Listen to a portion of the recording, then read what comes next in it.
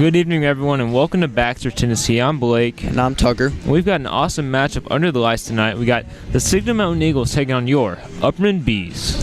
Yeah, it's the first round of the playoffs, and we've got two very talented programs that always bring the energy. You can already feel it in the air tonight. Yeah, both teams know what's at stake. Win and move on, or lose and go home. Two hungry squads ready to battle it out here in Baxter, Tennessee. Yeah, no doubt about it, Blake. Both teams are loaded with talent and have something to prove. Let's dive in and see how these two stack up. Yeah, let's go over the Eagles real quick. They come in tonight with a 4-6 record. They're ranked number 226 in Tennessee. They opened the year with a win over Chattanooga Central. Then they hit a rough patch with losses to Sequatchie County, Soddy Daisy, and Sequoia. They did bounce back with a win over 3A opponent Brennard before falling to Red Bank 34-15. And then they closed out the season with back-to-back losses to Loudon and Hickson. Yeah, the Eagles, they've had an up-and-down season, but their program does have a proud history. They burst onto this Tennessee football scene with the state champions in 2010, their first year eligible for the playoffs, but that run was later vacated due to an eligibility ruling. But it hasn't stopped Signal Mountain from remaining a steady playoff contender over the years, including a postseason appearance here in 2024. Yeah, some key players for the Eagles. You got Bo Cooper, the senior running back.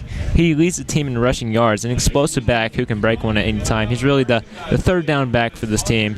And then Nick Jackson, the junior running back. He's the Eagles' workhorse. He sets the offensive tone. You know, he don't get all the yards, but, you know, I don't think Colton wants to tackle him 20 times tonight. Then you got the senior wide receiver, Colton Cecil. He's a dynamic two-sport athlete with top-end speed and big play potential. You know, he also runs track, so, I mean, he's really one of the fastest players on the field tonight. Yeah, next we have the Upperman Bees. They're entering the playoffs here tonight at 8-2 and coming in at number 26 in the state of Tennessee. They started hot with the win over Knoxville Webb, and then they fell to Class 4A powerhouse in Greenville. From there, they bounced back with wins over Farragut and Stone Memorial, and then they lost a close one to Beach. And then the Bees caught fire, rolling through DeKalb County, Livingston Academy, York Institute, White County, and last week's big win over Macon County. Yeah, the Bees have built a reputation for toughness, discipline, and consistency. Under head coach Adam Kane, they became one of the top programs in Class 4A, highlighted by a 2023 state championship appearance. Though the 2024 playoff run ended earlier than they hoped, the team continues to prove that Upperman football is here to stay. Yeah, some of the key players tonight for Upperman is going to be Bronson Chaffin. He's the senior quarterback. Georgia State commit, and he's coming in at number 4 in Tennessee with over 3,000 total yards. I mean, he can do it all for Upperman. He can run, he can pass, he can basically do everything. Another one they got to look out for is Colton Johnson. He's the junior linebacker and tight end.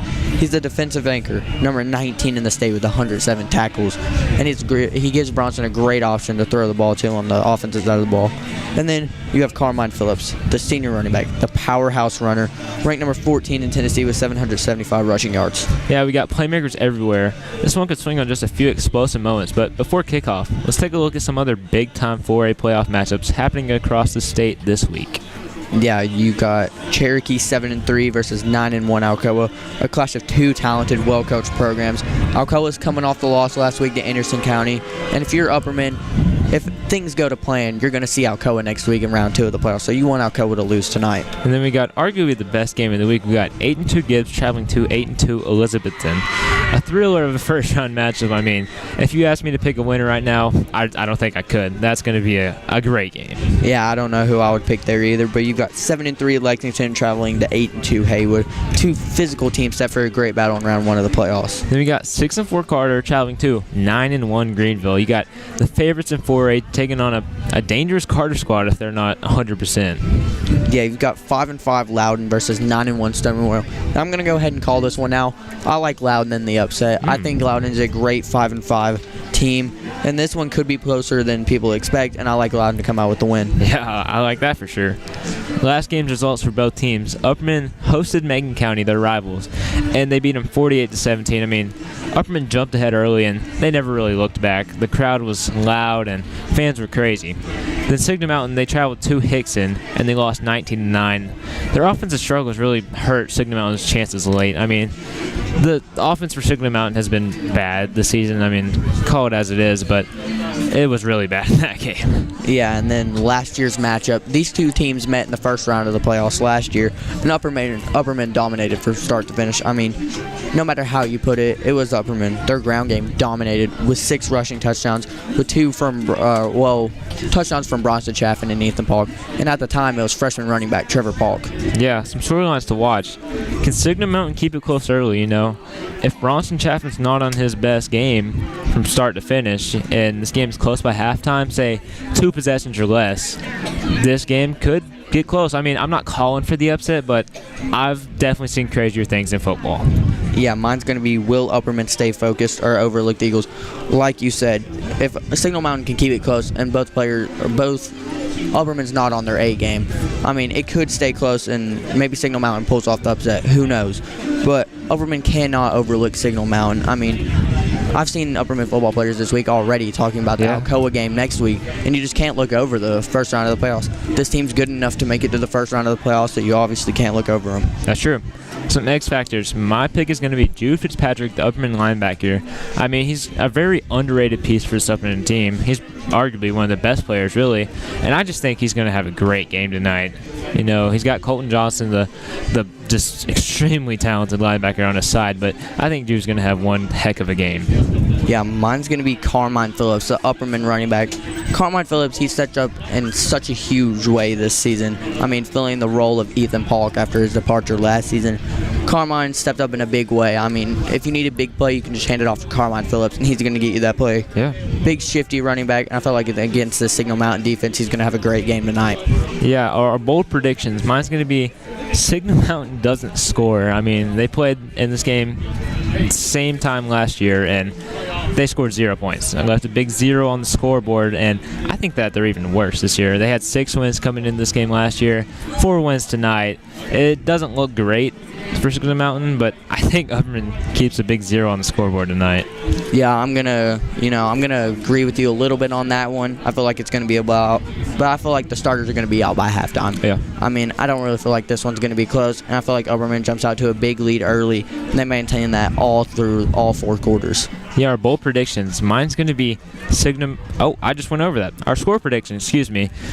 Upperman 56, Signal Mountain 0. As I talked about, I think Signal Mountain doesn't score. I think Upperman's just going to roll from there. And then they got a date with Alcoa next week, which is going to be a great game. Yeah, I mean, that's going to be one of the best matchups, possibly the state championship matchup. Yeah. Mine's going to be Upperman 55, Signal Mountain 7. You know, I want to give Signal Mountain a little bit of credit. I just want to be nice, you know. This Upperman team is much more talented than the Signal Mountain team, and Upperman's going to dominate all game. But I feel like, you know, once Upperman takes the starters out, Signal Mountain's going to get a garbage time touchdown. And I like Upperman 55-7. Yeah. Well, it's shaping up to be an awesome night of high school football here in Baxter. Thank you for joining us on the pregame show. Kickoff is just minutes away. Now listen to Josiah and Blake for the call of the game.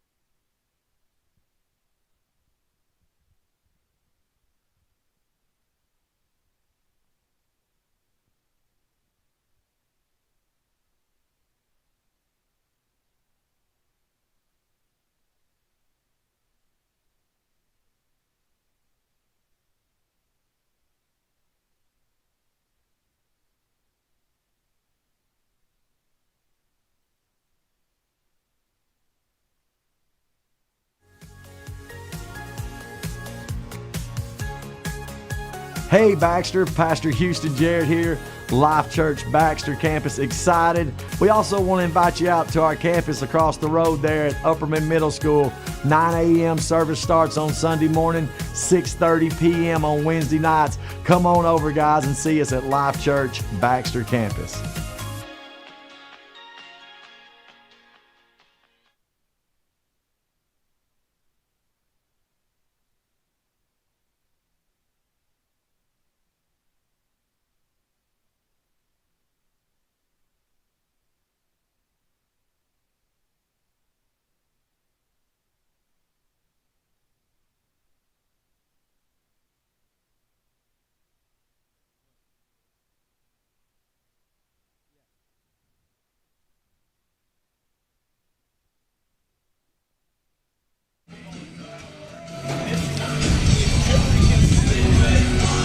Welcome to the UHS Hive. I am Josiah Nichols. And I'm Blake Dunham. And we have the first round of the playoffs as your Upperman Bees host the Signal Mountain Eagles.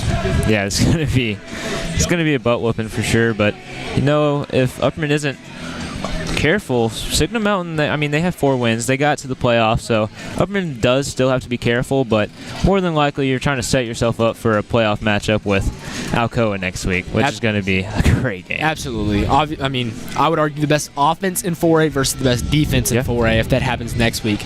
But let's not look over this game. This is a definition of a trap football game. Oh, yeah. A lot of teams, they look over the worst teams in them, obviously. We've seen that in college football a lot of times. Like Notre Dame, for an example, last year, they looked over Marshall, and Marshall came in and beat them. So it's very possible for a very good team to look over a not as good team and get trapped. Yeah, like you said, the definition of a trap game, Alabama, Vanderbilt, and there's plenty more examples. And man, Coach Kane has just been on it this week about not overlooking them. They're a good football team. Absolutely. And they made the playoffs for a reason, obviously. Yeah, exactly. We played them last year's, the first playoff game I recalled. We beat them 49-0. So, obviously, Upperman players are going to be pretty confident that they can come and get the job done. And I obviously think they can, and I think they will get the job done ultimately tonight. But when you look at the tale of the teams, very different offenses. Signal Mountain, wing T, they really like the veer and shoot kind of offense, and Upperman's more of the balanced rushing passing attack. Yeah, Upperman faced it last week with Macon County. The wing T kind of gave them problems. Macon County scored 17 points, but that's just also because Macon County has some of the best athletes in the county. And I would argue their head coach is one of the best offensive play callers around. So, not to discredit Signal Mountain and their program that they have there, but I just don't think it's like the defending 4A state championship team, Macon County. Signal Mountain's offense has really been their defeat this year. They just can't score points, consistency, and their defense is fine. They've been limiting their opponents to low score margins, but their offense is really stagnant for sure. Absolutely, Blake. And Mark Maricus is the head coach for Signal Mountain. Took over in the 2024 season, and he's done a pretty good job here. They're the definition of a 500 football team. Yeah. Won 6 games last year, won 4 games this year. You add that together, they're 10-10 under his regime as the head coach at Signal Mountain. So just a pretty average football team going against a very good Upperman Bees football team tonight that has state championship aspirations. Yeah, Mark Marcius, he took over this team before the 2024 season, so that's back-to-back playoff. You love to see that from absolutely fairly new head coach. And like having a 10-10 record, when you your first 2 or 3 years you're building a program up, but to make the playoffs back-to-back years, that is a huge accomplishment for the Eagles. Yeah, I think Upperman, they probably just want to get out of here healthy. If you can see on stream, I don't know if you can or not, but nobody's here. Students aren't here. There's a couple families of the players, but this is not a big game. It's really not. And Macon County last week, I think, kind of shrinks it, because last week obviously we played Macon County, big rivalry, a rematch from last year's electric playoff football game, and Upperman whips them, and I think they're feeling pretty confident, but you better believe there's going to be energy in the building tonight. Yeah, that's for sure. But like we talked about, the players, they can't overlook them. But as broadcasters, let's overlook them real quick. Alcoa next week, it's going to be the most packed you've ever seen.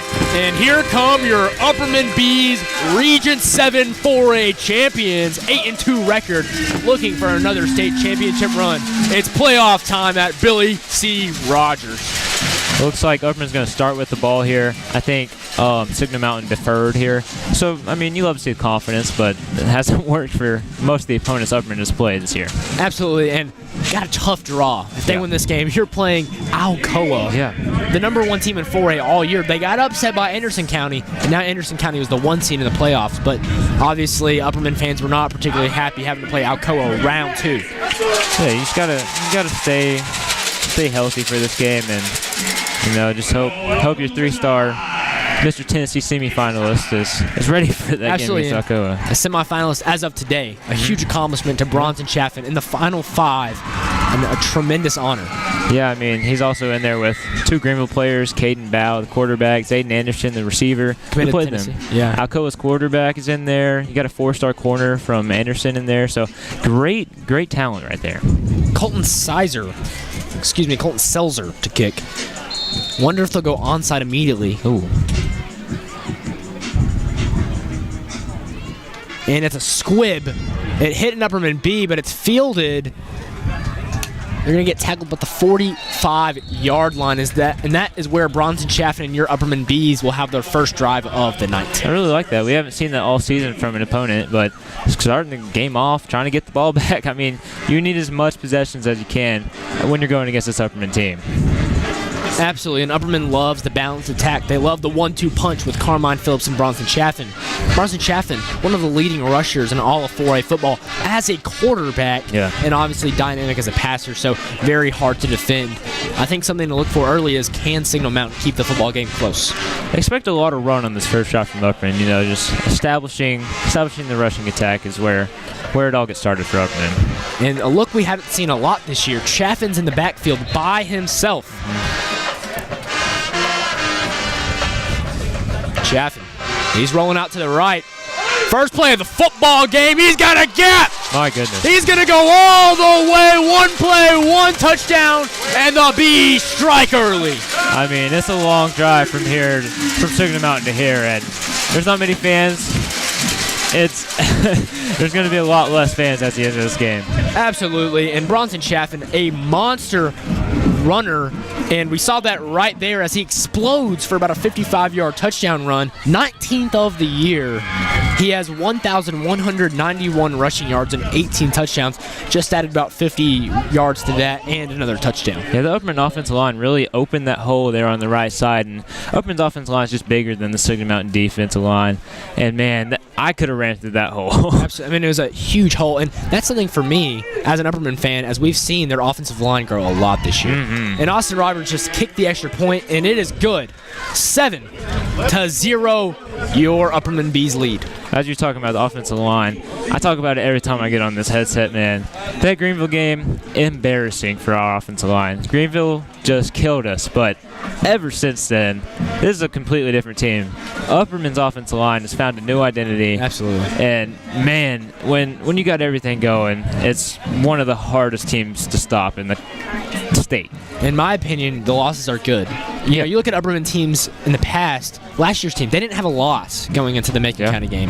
I think losses teach you more than wins, and I think the loss against Beach and the loss against Greenville really taught and molded this football team into what they are right now, which is a dynamic, complementary football powerhouse. That's really where you learn the most off from your losses. If you just go undefeated every season, you're just watching yourself score and score and score, but you can see where you went bad in the losses for sure. And they faced adversity. They had a really hard time containing Beach and Greenville. If they can clean that up, we could be looking at a potential state championship run.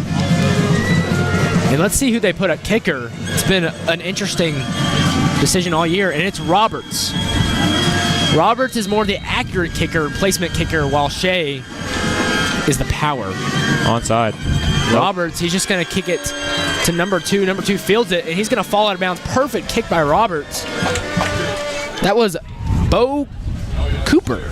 Yeah, we talked about him on the pregame show. He's really a really good athlete. I mean, he runs track. He's one of the fastest on the field tonight. I don't know if Upperman will keep kicking to him or not.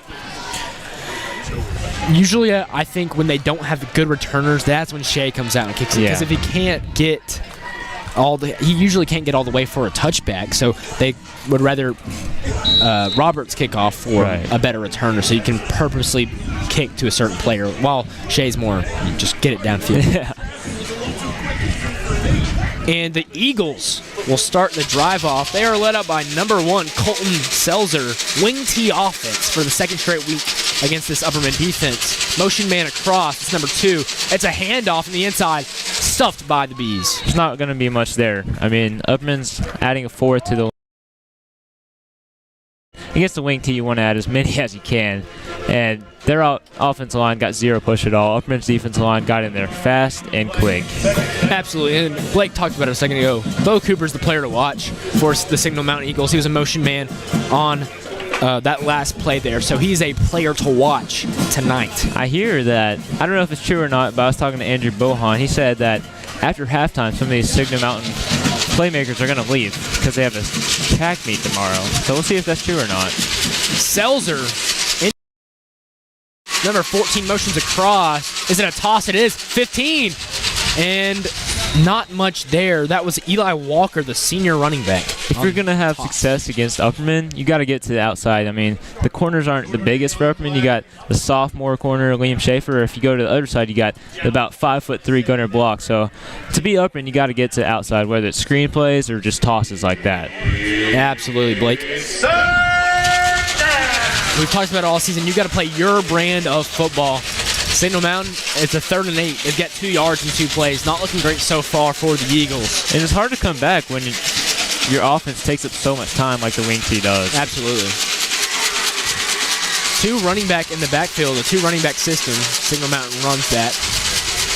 A little trickery there. It's a handoff, but Colton Johnson's in there immediately to bring them down as 3 and out for the Eagles. Yeah, when you're facing the wing T, and it helps playing the wing T a week before, but every player on the field has to know where the ball is at because you can give it to really 5 different guys. I mean, it's so tricky of an offense. Absolutely. For the punt, number 6. Number 6, Carmine Phillips set to return.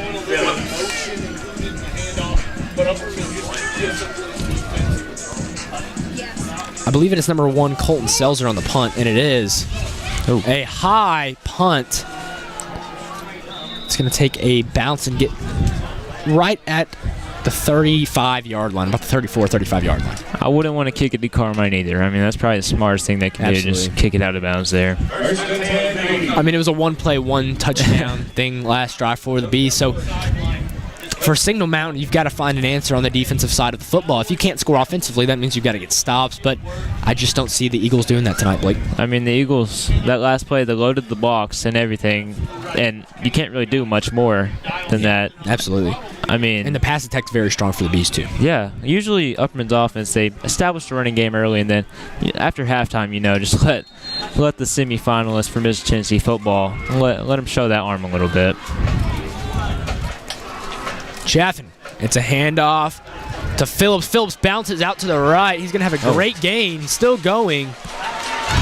Finally gets out in Eagles territory, but not before a first down run, Blake. They cannot stop the run.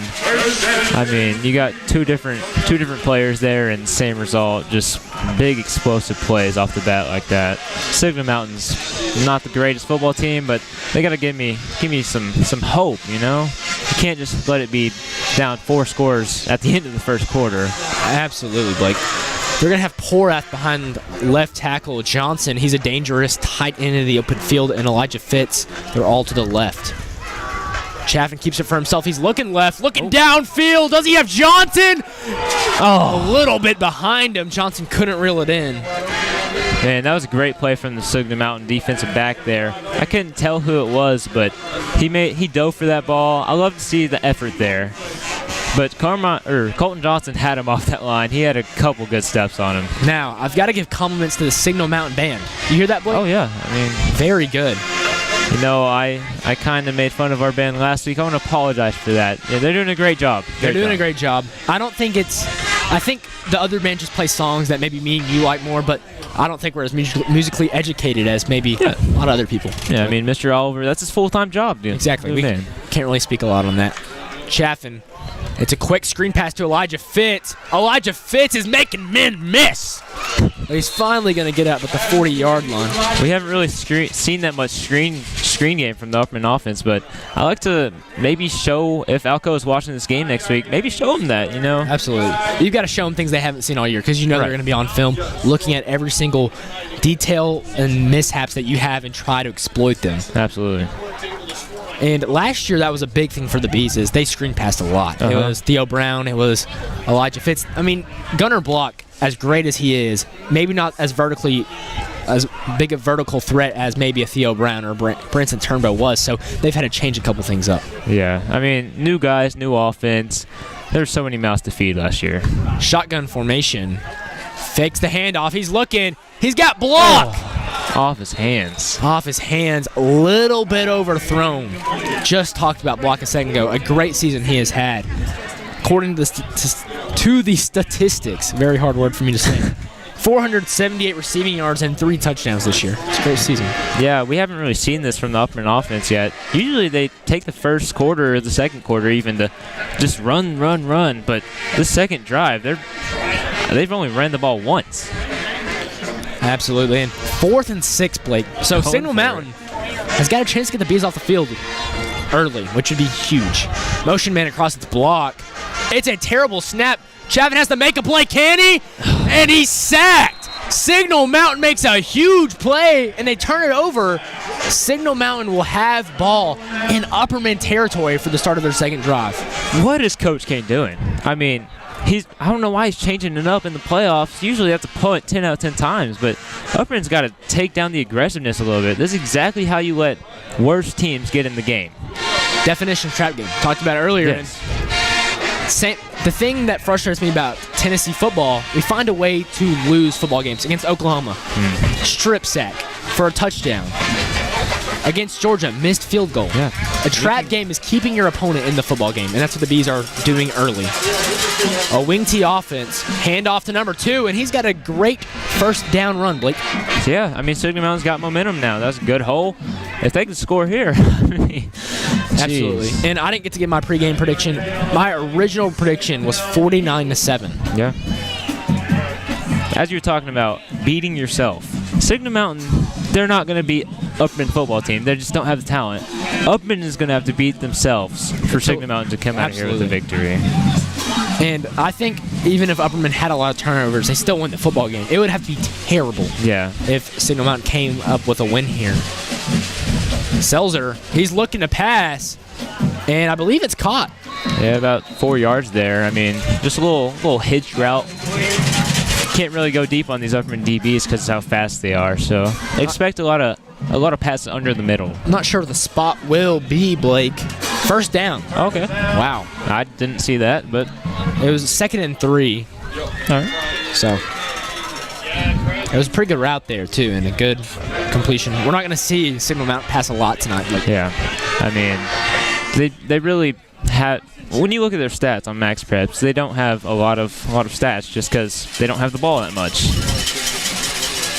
Selzer, 2 running backs in the backfield. It's a handoff on the inside. Solid gain on first down, Blake. They're getting good holes out there, man. If they score, like I just said, man, this is how you let teams. I don't even want to go there. Josiah. Absolutely. It's something terrible to think about. Yeah. However, we've got to think about it, and that's why you can't overlook the Signal Mountain football team. If you play this way against Alcoa, you're not scoring a single point. Upperman's got to get it together, man. Yeah. You can't get too pretty or too full of yourself in the playoffs. I mean, these are good football teams you're playing. Yeah. Selzer, it's a handoff to number 2. It's Cooper. He bounces out, and I think he might have got the first down. Now they're getting good holes now, but I don't know if that's sustainable. Obviously, if Upperman can come back and score another first play touchdown like we saw, then obviously this momentum is going to go away. But Upperman, like you said, is just getting too cute, and they really paid back for him. And Signal Mountain is driving. They're at the 21-yard line of Bees territory with another first down. Upperman fans are getting a little bit quiet here. Yeah, I mean, I think everyone's a little disappointed with that last drive, and That's really throwing everybody off too, I think. I think if you punt that, you put them in their own 10-yard line.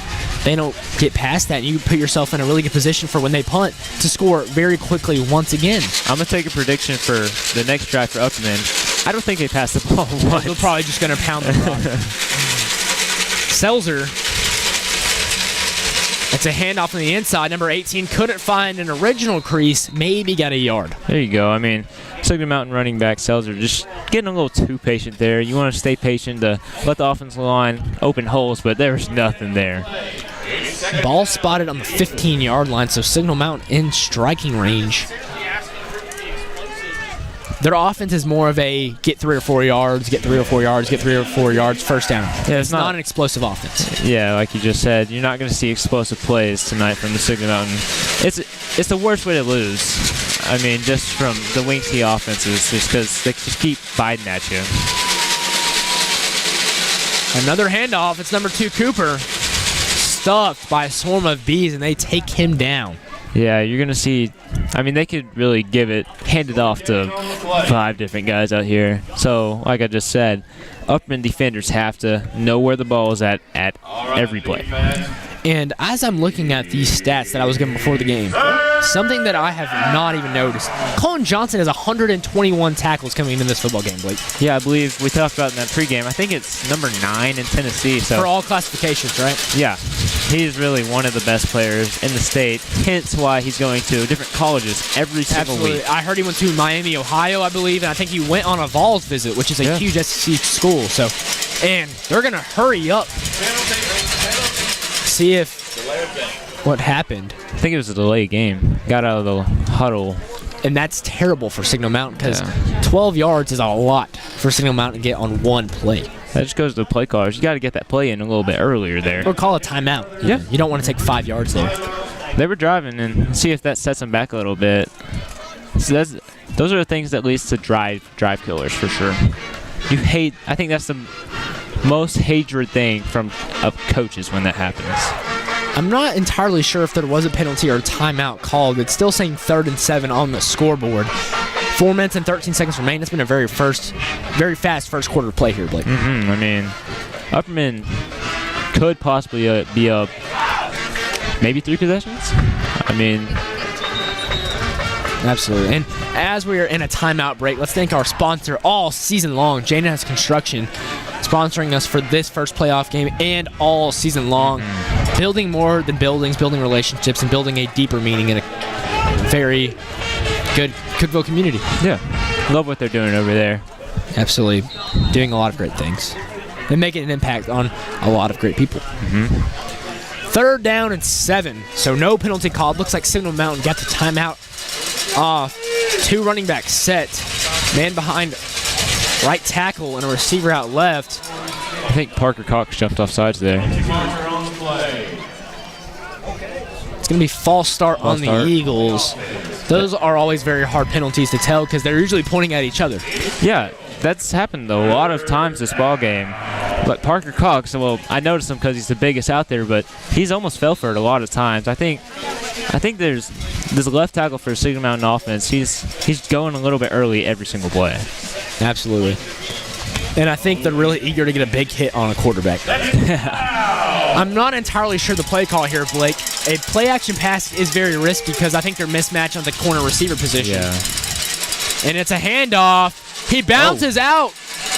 Is a penalty called? It's going to be on the Bees. Potential horse collar or face mask. I don't like that call. I mean, he's one of the best linebackers in Tennessee. You don't think he knows how to tackle? Come on. Did look like he got slung down a little hard. Personal foul. It's going to be a face mask on the Bees. And automatic first down. And now Eagles are knocking on the door of scoring a touchdown and tying up the football game. Yeah, I don't think Upperman saw the run coming there. They kind of expected the pass there. But Colton Johnson, the great linebacker, made a play there. But although it was a face mask, he was like the only guy over there. Absolutely, Blake. That's going to be a handoff to number 2, Cooper. Kind of thought Selzer kept it for himself there. However, it was a handoff to number 2. This is when it's hardest to score here in the red zone here. It's at the 5-yard line. Let's see if they can maybe misdirection, fake to the right, go to the left. That'll throw them off a little bit, but just going straight power up the middle, I don't think that's going to work against this Upperman defensive line. Absolutely. 2 running back set once again. It's a handoff to the inside to number 16. They tried to bust it to the left there, but the Upperman defensive line just got there too quick. There's been a couple times tonight I've got tripped up on words that sound pretty similar. Inside handoff to number 16. Got me right there, but that was an inside handoff to number 16 for the Eagles. That's Ian Gomez. Yeah. Third down.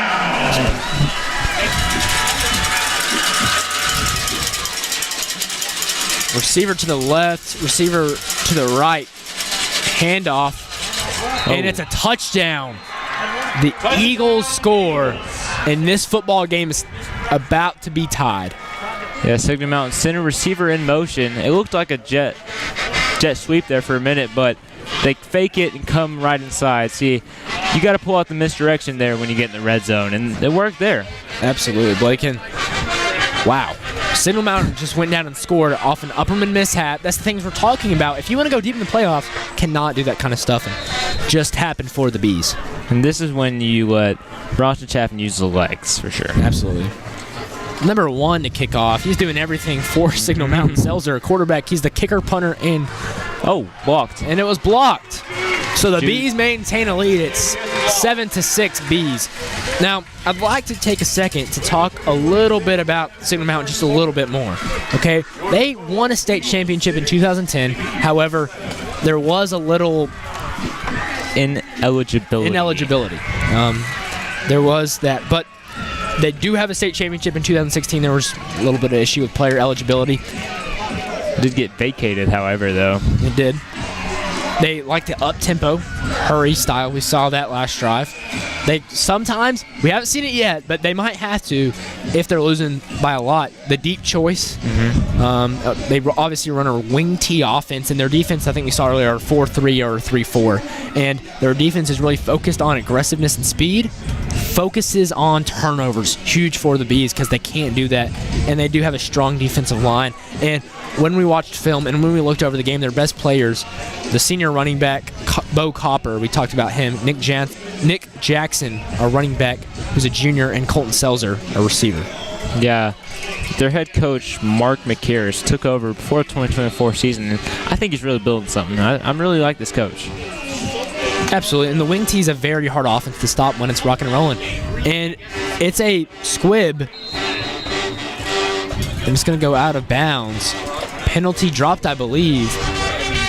I don't want to see any funny business from Coach Kane here. You just got to let... Stick to what you know. Absolutely. Tried to get a little too cute, as you talked about, and it bit you in the butt. Absolutely.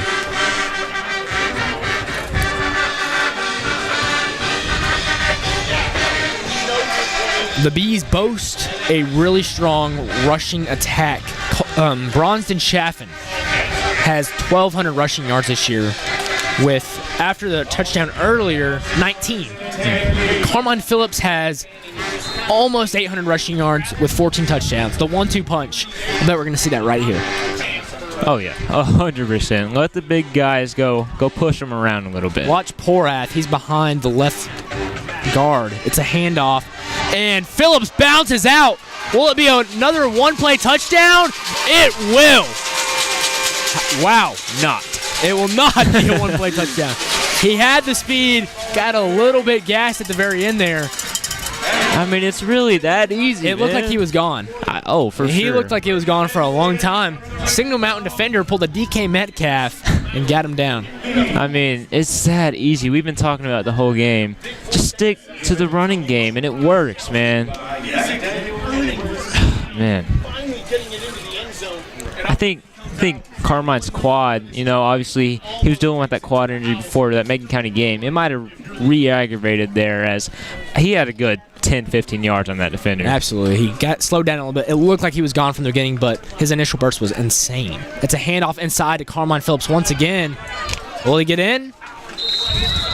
He's just a little bit short, but I believe we will be seeing a Bronson Chaffin run up the middle for a touchdown here very shortly.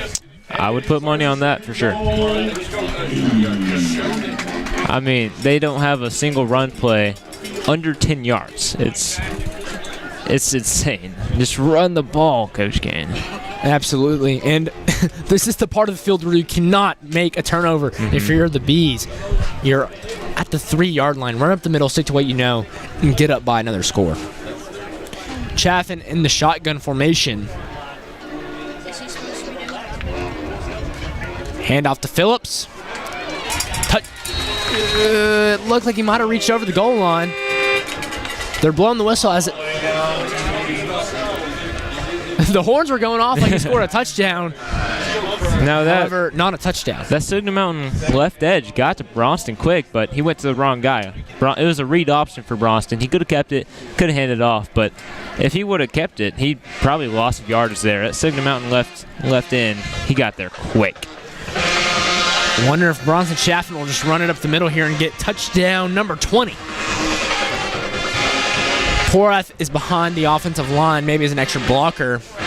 And it's going to be a handoff to Phillips. Did he get in? Wow. They call it touchdown? Yeah. It was not initially marked a touchdown. However, finally called it a touchdown. And Phillips, number 15 on the year. I mean, he had his whole body over the end zone. I don't know what the hesitancy was. There was a little delay there. I was confused. I was like, how is he not in? Finally give it to him, and the Bees are up by 7 with a chance to make it 8. And like we said, I don't think they'd passed the ball the whole drive, and we were right. They did not pass the ball at all, and I don't think they're going to do that much after that disappointing second drive. Kick up. Good. Roberts makes the lead 8 points. Now the momentum has shifted to the Upperman side. The fans are a little bit louder. Let's see if Signal Mountain can sustain their success on the rushing attack or not.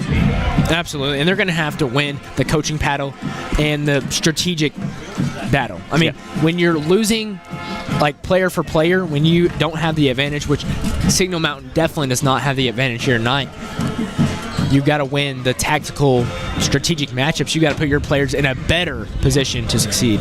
Not in a good position, better position to succeed. Yeah, you need your best in the playoffs. It's win or go home. This is when it matters the most. Absolutely.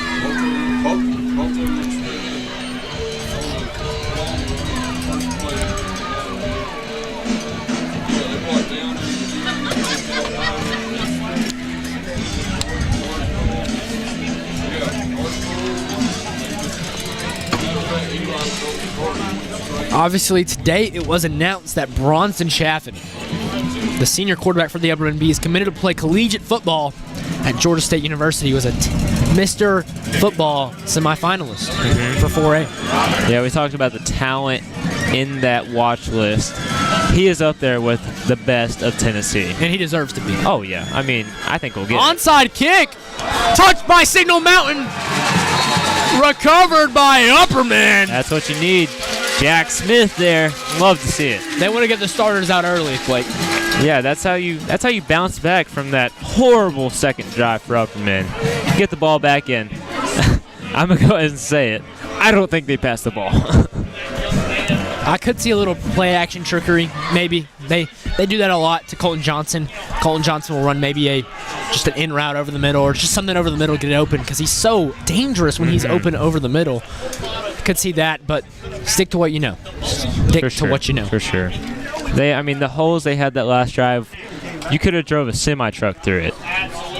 I'm sure it'll sustain this drive too. They're going to start in the shotgun set. Chaffin, and he's going to play action pass it. Looking downfield. Does he have block? I think he got there early. I'm surprised we don't see it. Surprised not a pass interference. But yet again, Chaffin underthrows on a deep ball tonight. Chaffin's not been his best, but I don't like that play call. And Upperman fans are booing right now, actually. I think they're booing the pass interference call. Yeah. Definitely was hit early. Just run the ball. It's that easy, man. They're trying to get. I don't know if they're trying to stat pad for Bronston or I don't know. I really don't know what they're doing. Just run the ball.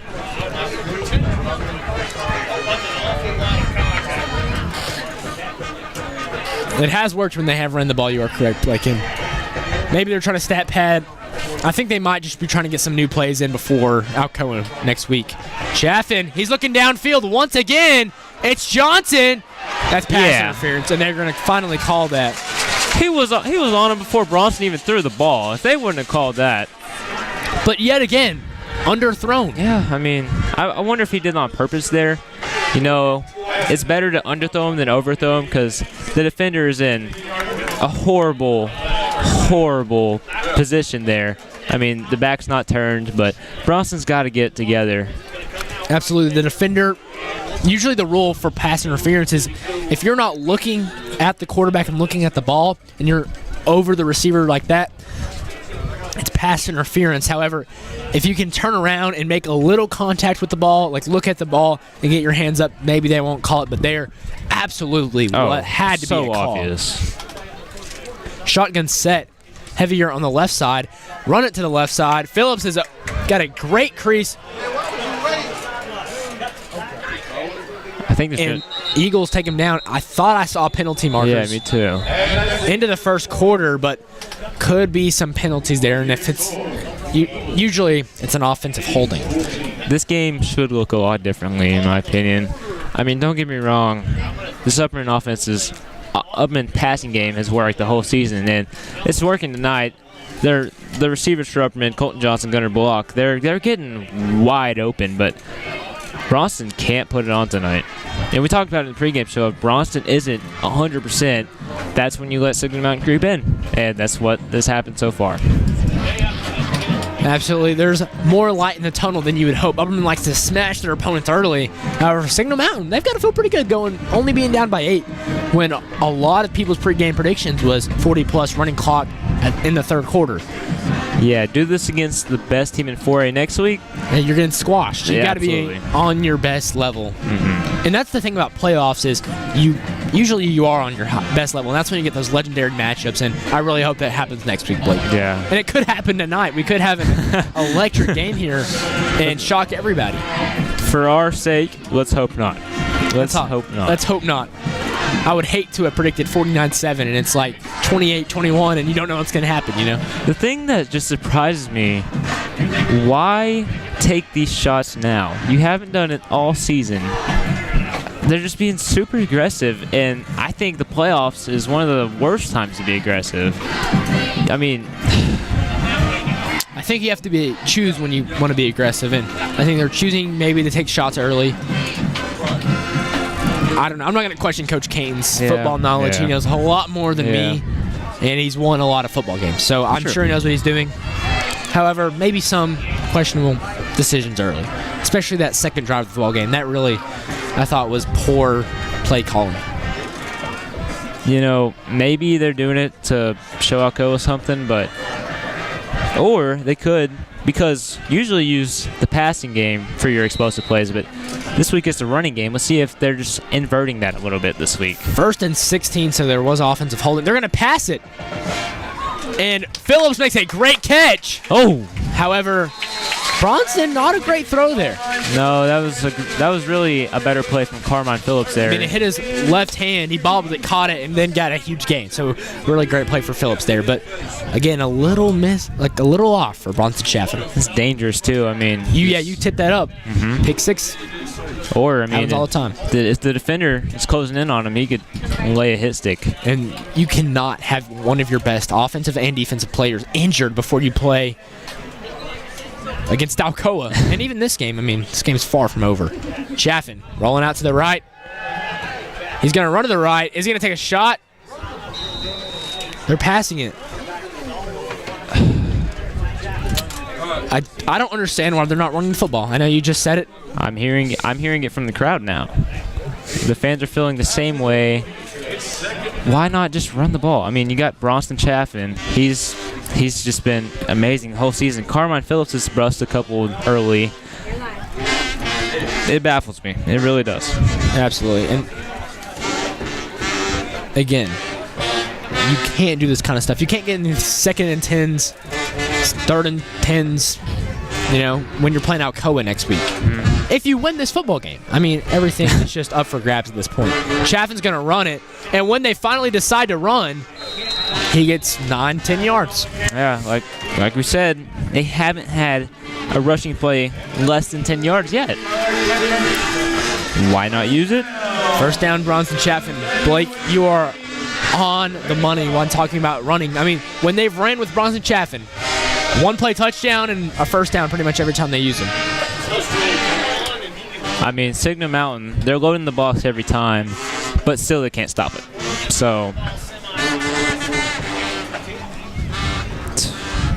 Chaffin, they love the shotgun set. They use it once again here. Is it a keeper? No, it's a handoff to Phillips. now that was a good stop there from Signal Mountain. It's hard to score in the red zone. We talked about when Signal Mountain was down there.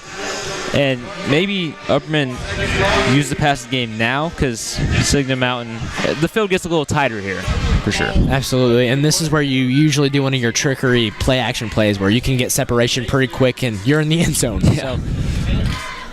I mean, usually you got gunner block on a double move to the left side. They've used that plays I don't know how many times. Maybe we'll see it here. Haven't really called gunner block's name tonight other than a pass attempt downfield that was incomplete. Chaffin, he keeps it, and he's going to have a good gain once again. It seems like every time he keeps it for himself, it's a very good play. It works. I mean, he's similar to Derrick Henry's size. I mean, he can fall down, and that's a good 4 yards maybe. Absolutely. And he's very dangerous passing the ball. Mm-hmm. That's what gets you a Mr. Football semifinalist is, sure, you can be a great thrower and be a great quarterback, but when you're dynamic like a dual threat, it makes you really dangerous. And you see that collegiately in the high school and in the NFL. Doesn't he kind of remind you of Georgia Tech quarterback Haynes King a little bit? Absolutely. I really like Haynes King, and I really like Bronson Chaffin's play style. It's a handoff to Phillips. Did he get in? He's in. He's in. Number 16 on the year for Carmine Phillips as your Upperman Bees lead 20-6, and fireworks are going off. Playoff time at Billy C. Rogers.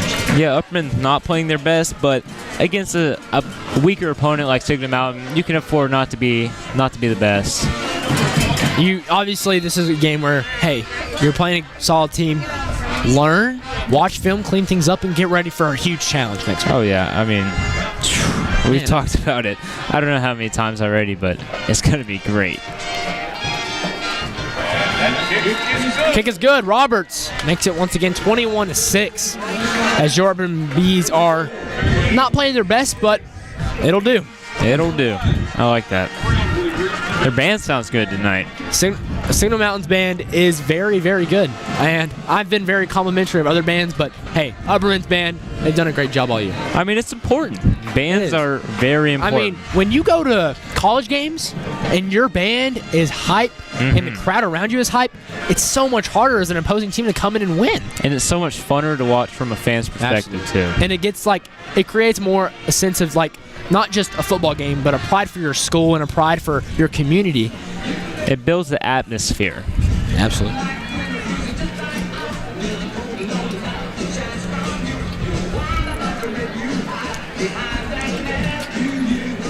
Now, I wonder if Signal Mountain uses the passing game a little bit more now. They're down 2 possessions.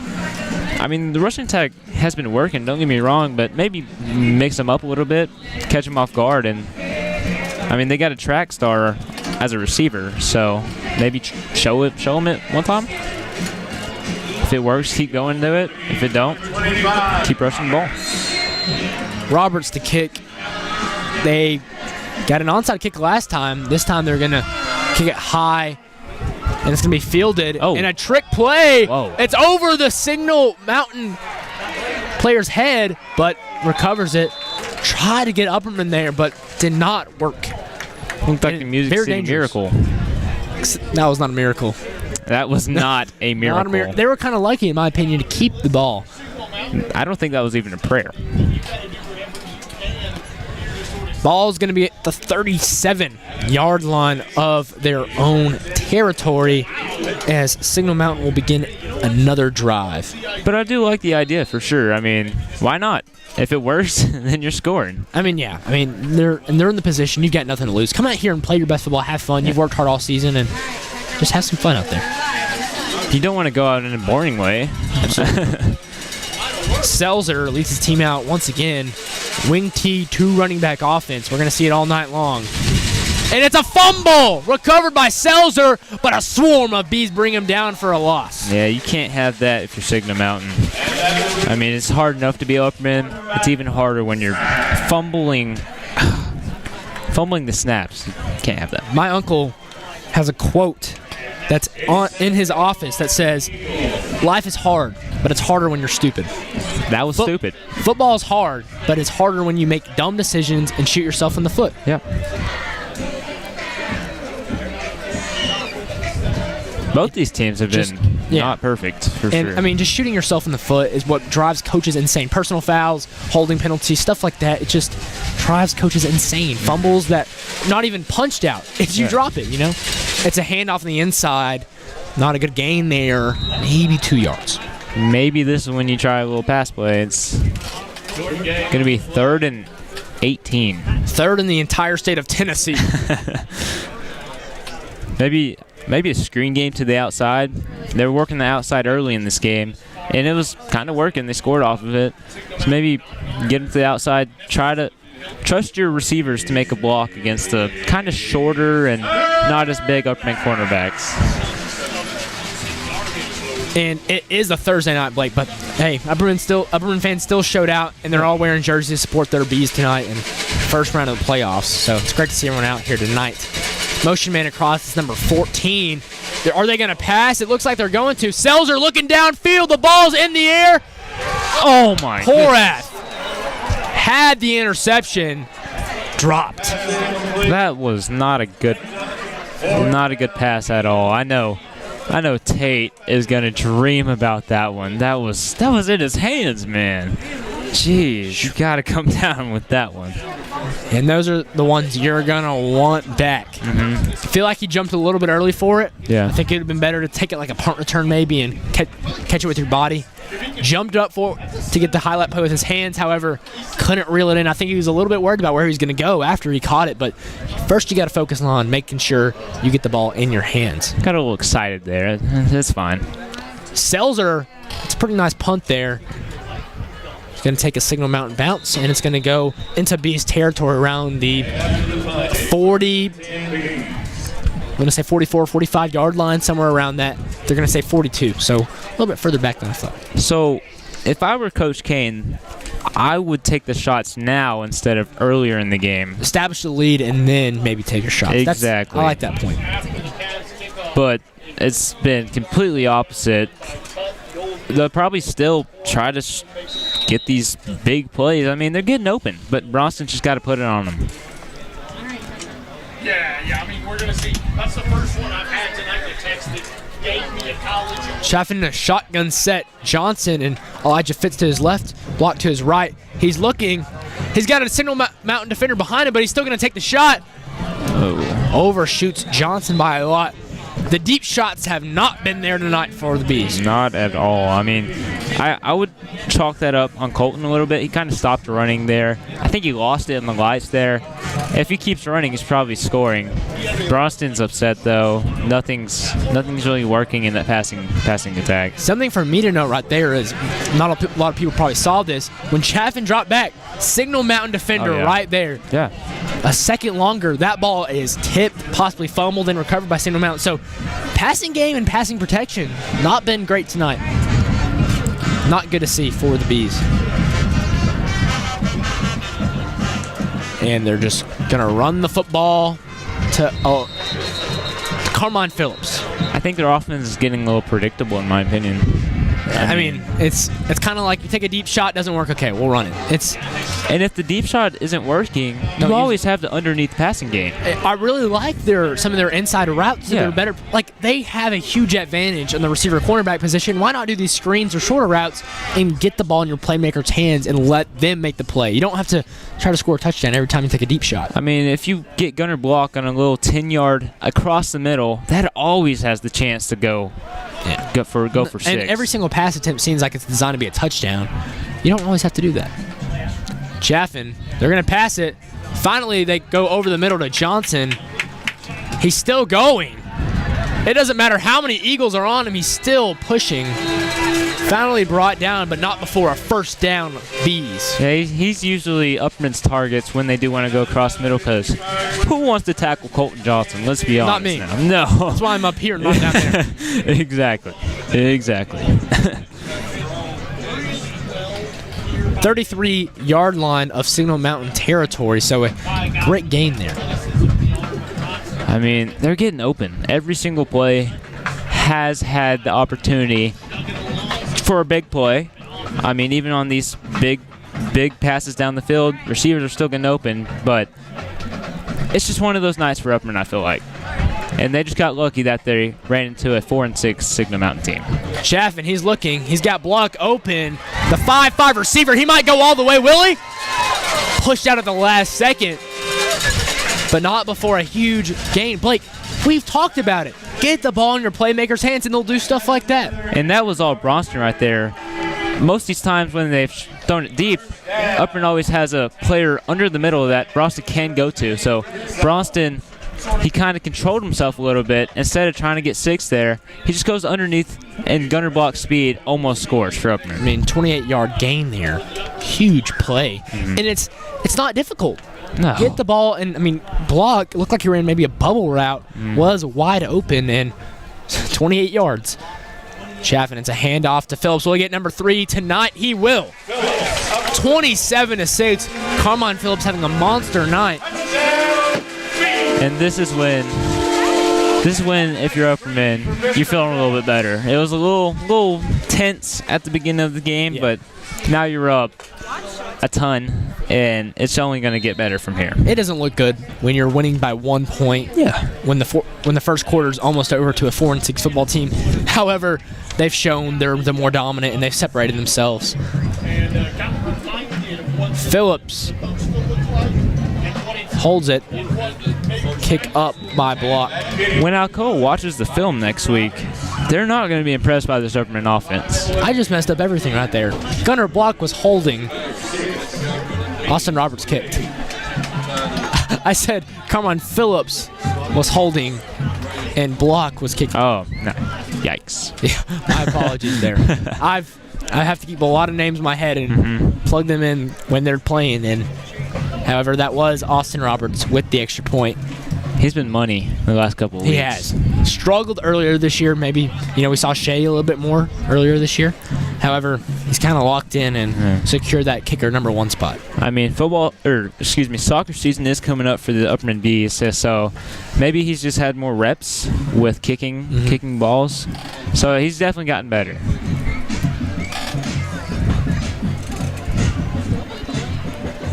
And special teams is important too. Last year's game against Macon County, that's why they lost. I mean, that game looks entirely different. They make that extra point. That game's probably going into overtime, Blake, and we could have seen a different result. Arguably, this season looks entirely different. If they take that loss to Macon County, who knows? I mean, so much could have changed.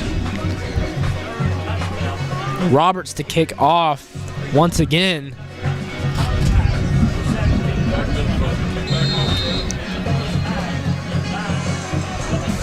It's a squib. Fielded. Oh. It's hit by my. the Signal Mountain defender. Almost dangerous for the Eagles. Looked like he fielded it. Bounced off his foot. Barely picked it up in time before the Bees got there. However, Signal Mountain will have the football. Man, Signal Mountain got very, very lucky there. It balled off his hands about 20 times. At that point, you just got to fall on it instead of trying to make a play out of nothing.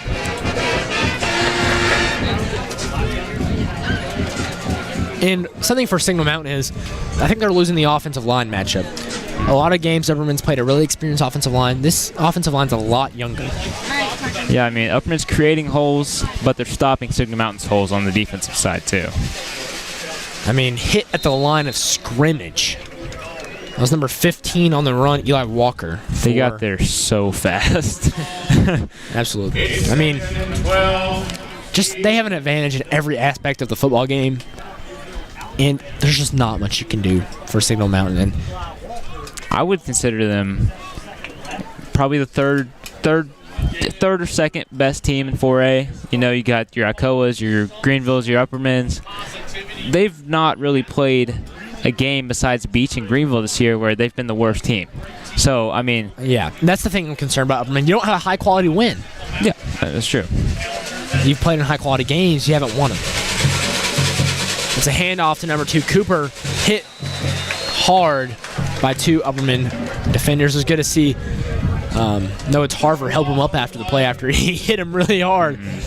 And it really good to see some hurts. sportsmanship. Losing Andrew Bohan on the line last game against Macon County. You got to have your next guy up. Yeah, I think Bohan was the best run defender on this team, in my opinion. And not having him for this game is huge. Maybe that's why Signal Mountain made it so easy when they scored. I don't know. I mean, you got new people in there, but... And he wasn't the biggest guy. No, he was quick as lightning, though. And they have number 3 at quarterback. Throw it over the middle. It's caught. Unbelievable. That might have been the best pass of the night. And number 3's not even on the official roster, but he makes a play there for a first down. Signal Mountain. Unbelievable. Maybe let's keep him a quarterback. He's a one-play wonder. Yeah. That was... I like the trickery. I like the trickery. That was a great throw, like you just said. When you have nothing, you know, just try to confuse the Upperman defense a little bit.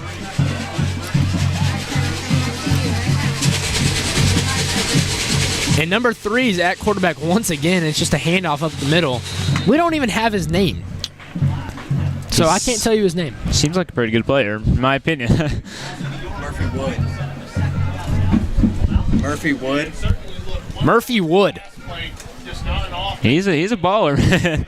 Murphy Wood, not even on our roster, but hey, he's making Signal Mountain proud. Yeah, I like that. I'm not sure if he's a senior or junior or not, but if they can return him next year. Their quarterback now is a senior, so maybe we're getting a look into the future here. Absolutely, and we played them back-to-back years in the playoffs. Maybe third time's a charm for Signal Mountain. Penalty. I didn't see anybody move. I don't know. Looks like a sideline warning. Sideline warning on the Bees. On Upperman. They usually calls that when the players don't give the refs enough room to run. You know, a lot of people think that it's about trash talking, but really it's just you got to give the refs enough room. I promise you, Coach Kane hates that call.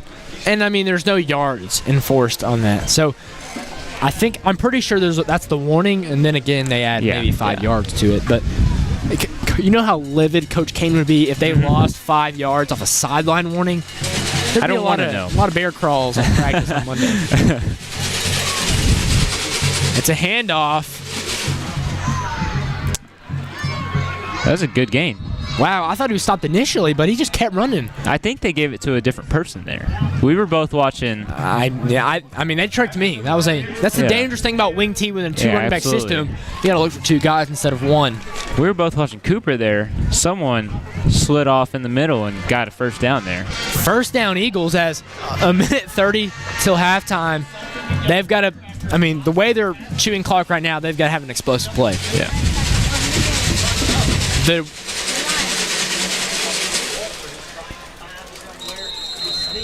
Signal Mountain running back had nothing there. I mean, they're running out of time. You got to think that they'd get an explosive play sooner or later. It's hard for me to talk about this quarterback. Don't know much about him. Yeah. All I know is he's came in here and maybe lit a spark for the Eagles. I mean, I think he has the best pass of the night.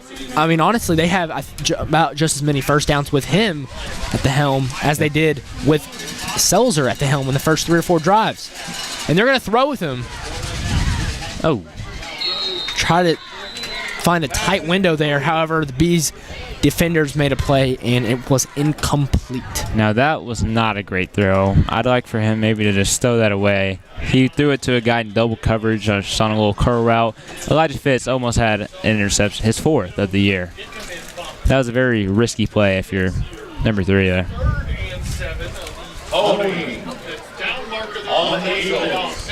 So a late penalty was called. On the scoreboard it said 3rd and 7. However, I think it's going to be 2nd and 17 or something like that. It's 2nd and 17. You're right, yeah. Still says 3rd and 7 on the scoreboard. Well, you got the marker down I'm pretty here. sure. Ignore the scoreboard. I'm pretty sure it's 2nd down and 17. And nothing there for the Eagles. I don't really know about that play call there. I mean, running the ball on 2nd and 17 with 30 seconds left. It's a little too conservative in my opinion. Absolutely, and not much there at all for the Eagles. Now, I don't know if you move Colton Seltzel in the quarterback, maybe because you know the play's better. This is where you might see the veer and shoot that we talked a little bit about earlier. Is they might occasionally try to sneak a player, maybe as a fake blocker on a deep route, maybe in a one-on-one opportunity. They might see that here because it's 3rd and 18, Blake. Yeah, it's not like they're going to come out of here with 5 receivers or nothing. They're going to keep the same formation, just add a little bit of trickery to it. Yeah, and that makes we've seen it. It's very worked. dangerous. It's very worked. And, you know, when you have the right players in the wing tee offense, you have a state championship like we saw Macon County last year. Absolutely. It is so hard to stop this offense. When it's going right, it's the most frustrating offense to stop. For sure. I mean, it's kind of outdated now, but you don't really see it much. I mean, Upperman have seen it 3 times. York, Macon County tonight. So they're obviously used to it, but if Signal Mountain was playing somebody new, it could work. And number 3 is going to take a deep shot. Intercepted. Multiple Bees went up for it. Triple coverage. I believe Carmine Phillips got it. I think you gave Upperman too much time here. You got 20 seconds with 2 timeouts here and a 3-star quarterback. So just let him use that arm of his. And Upperman's receivers getting open every time. So absolutely. And Upperman's going to start their drive with 24 seconds at their own 29-yard line. Blake, this is where you take your shots. Some scores of interest. Jackson County is losing by 18 to Marion County. Jackson County's had a good year. They really did. Call timeout. Signal Mountain just getting their defense right. You don't want to give up a big play here. Cookeville traveled to play Oakland, down 28-3. I think everybody expected that one. Absolutely. Station Camp is losing to Centennial by 7. Lawrence County and Ray County are in a pretty tight one in the 3rd quarter. And White County is beating Hickson in the first round of the playoffs, 20-14.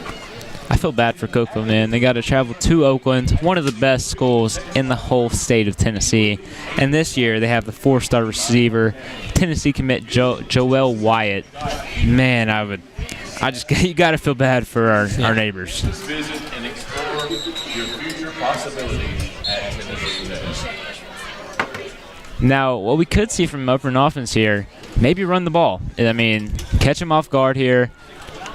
But it's worked every single time. So we'll see what they do here. I mean, they've been explosive running the football, and you do have timeouts, so you could try it, but passing's probably the choice here if you're the Bees, if you want to be aggressive. And that's what they will do. They will be aggressive. Chaffin launching it downfield. Caught! Oh, wow. It was caught until he hit the ground, and then he let it go. Now, he was open. That was one of Chaffin's best balls I think we've seen, but that was on Gunner there. He's got to come down with that, and I know he can. He's done it multiple times this season. The receiver was wide open. However, Chaffin overshot him just a little bit, had to make the diving attempt at it, and 2nd down and 10 for the Bees. As I wonder if they'll take another deep shot or if they're just going to stick to what they know and run the football. I mean, anything could work right now. They're getting explosive plays almost every single time they even snap the ball. They got Carmine lined up as a receiver here. Chaffin, they're going to throw the ball once again. Taking another deep shot. Elijah Fitz, did he make that catch? He did. Unbelievable. Not a great ball. Didn't have a lot of separation. Made an athletic play there and got the first down. Upperman might have to take a Hail Mary attempt. Upperman feels like they're playing backyard football right now. You never see this from the Bees offense, man. I mean, Bronson, he's going to spike the ball. 5 seconds till halftime as Chaffin spikes the ball. Why not use the timeout? You have 2. Instead, they waste 5 seconds off the clock. And if I'm Signal Mountain, I'm playing prevent. Do not let a receiver behind you. If you take a pass interference, okay. Just don't allow a touchdown right here. That's the worst thing you can do if you're Signal Mountain. I'm surprised they're not playing more back. It doesn't look like they're playing super. They have one guy really far back. However, it looks like another timeout was called. It's going to be by Signal Mountain. I thought Upperman had a timeout that they could have called and then maybe run another quick play, get a couple more yards and make it a little bit easier. However, 5 seconds off the clock and it's a one-play touchdown or nothing. I don't know if the scoreboard's correct, but the scoreboard says they have 2. So I don't know if Coach Kane didn't catch it. I don't know. You got to – maybe they're just trying to not give Signal Mountain literally any time. Not sure what the thought was. However, it doesn't really matter what we think. Just matters what's happening on the field. And at the 36-yard line, Blake, if you're Upperman, who you're throwing the ball to? I feel like you got to throw it up to your big 6'5" tight end, Colton Johnson. You know, throw it higher than everybody else and just go let him make a play. He's probably the tallest guy out here tonight besides the offense and defensive line. Let him go up and catch a high ball. You know, Elijah Fitz gunner block might be able to get separation faster. However, on a Hail Mary, I would trust Johnson more than anybody. Yeah. And don't discount Chaffin running it. They went underneath, successfully got it. That's dangerous. And I know that they have a kicker, William Shea, who says he can make it from 53 yards. I mean, Upperman's been too aggressive tonight to just kick 3. I feel like there's no way that to kick it. I've never seen Upperman this aggressive this whole season. At this point, you got 1 play left. I don't even see Colton Johnson. Oh, there he is. He's on the line. I don't know why he's not lined up as a receiver. And there he goes. Clock is over. Chaffin, can he make a play? It's not a good ball. Wow. Not a great throw by Chaffin there, as it will be halftime. 28-6 is your score. Blake, Upperman football wasn't particularly pretty, however, still up by 22 points. Yeah, I mean, that's all that matters, the scoreboard, but Coach Kane wants to have a better second half for Absolutely. sure. And you want to play better than how you did in the first half, and that's what the second half's for going into the Alcoa game. You want to put your best football out. I'm Josiah Nichols. I'm Blake Dunham. Join us for the halftime show. I believe it will be in a few minutes, and then me and Blake will be calling the start of the second half. So we'll see you guys then.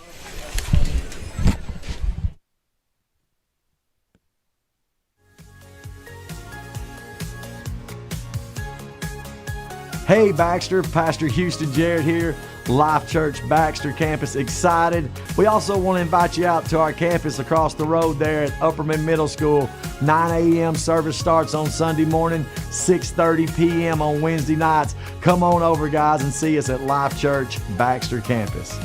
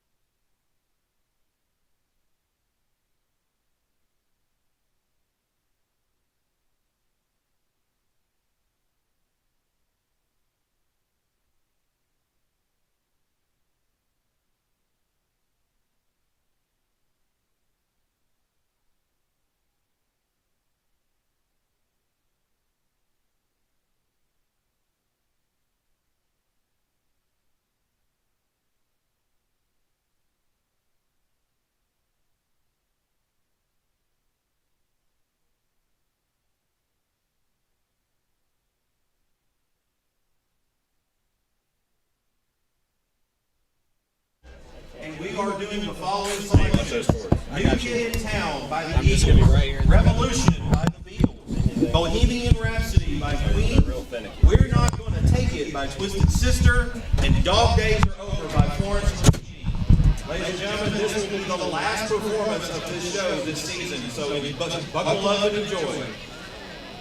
Field Commander, is your band ready?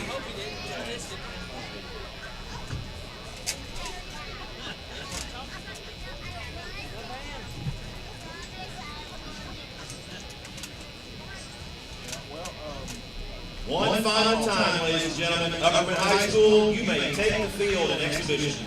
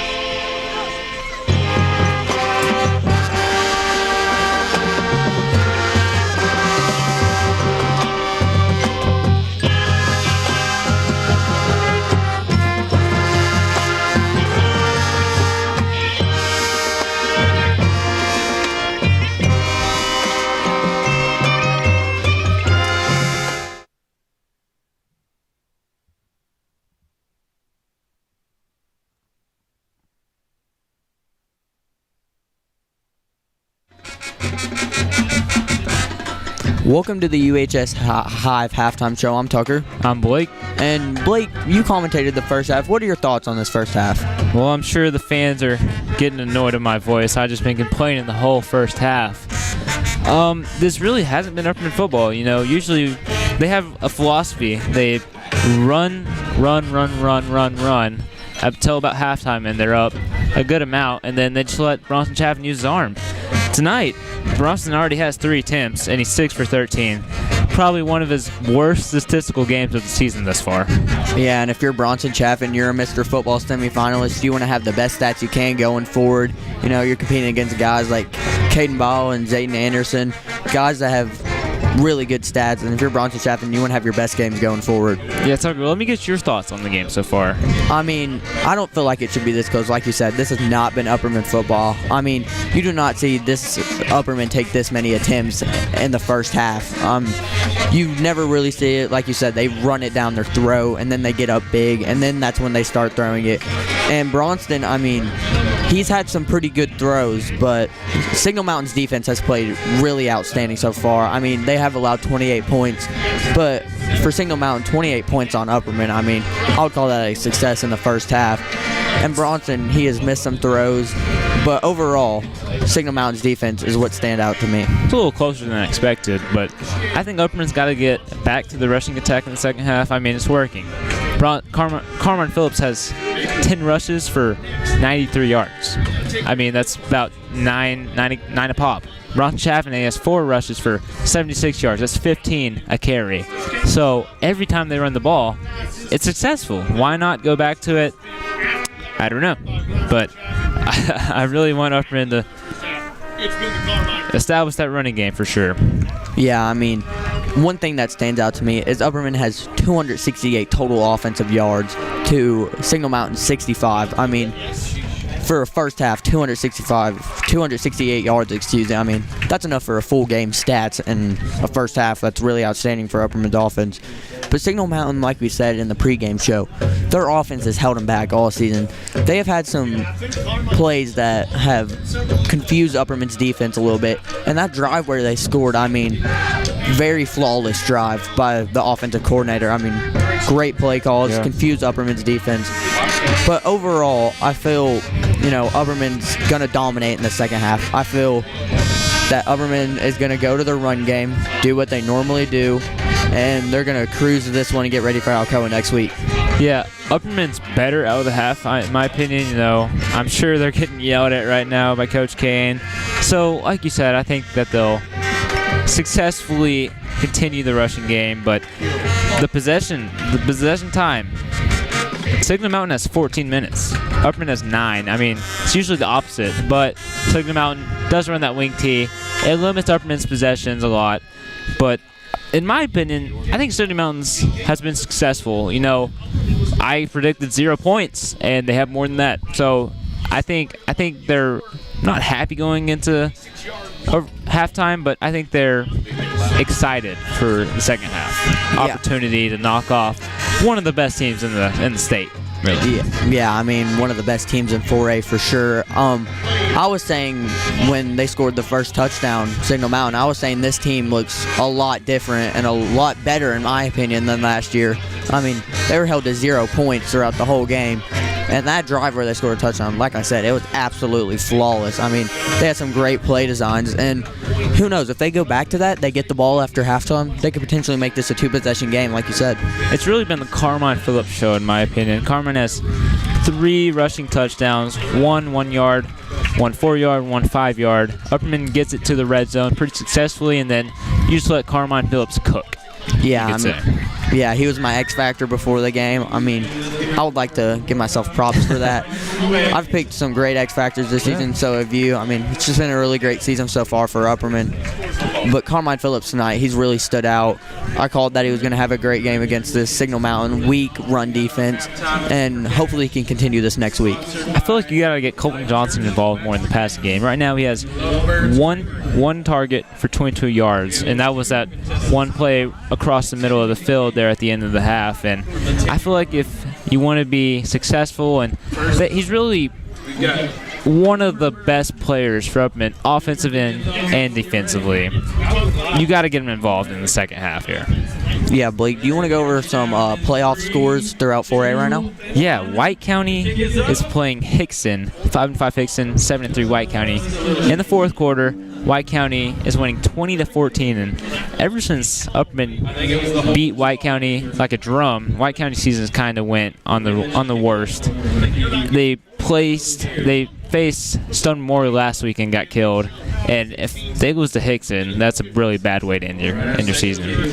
And then 9-1 Springfield is hosting 3-7 Creekwood, and Springfield's one of the best schools, I would say, in the state. And they're up 21-0 against Creekwood. It's not very close. Springfield's going to cruise to a victory in that game. Yeah, and another thing that I want to say is one of our commentators, Bryson Reed, he stayed home tonight to watch the Broncos and Raiders game, and the Raiders are winning right now 7-0. So if you're Bryson and you're listening to this, your team's terrible, and yeah, that's about all I want to say about that game. He's not in it, man. He's not in it. I mean, if the Broncos lose, he might not show up for a while. All right, well, we're going to end the halftime show there. Thank you for joining us. I'm Tucker Westmoreland. I'm Blake Dunham. And join us for the second half of the game. 3, 2, 1.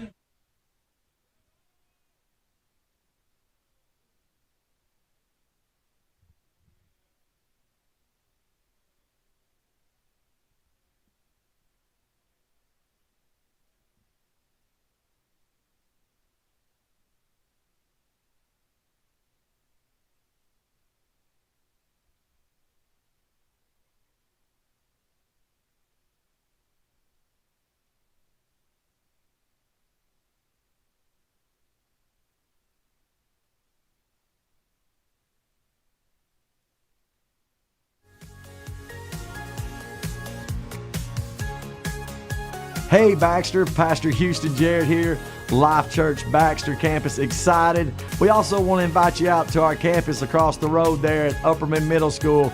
9 a.m. service starts on Sunday morning, 6:30 p.m. on Wednesday nights. Come on over, guys, and see us at Life Church Baxter campus.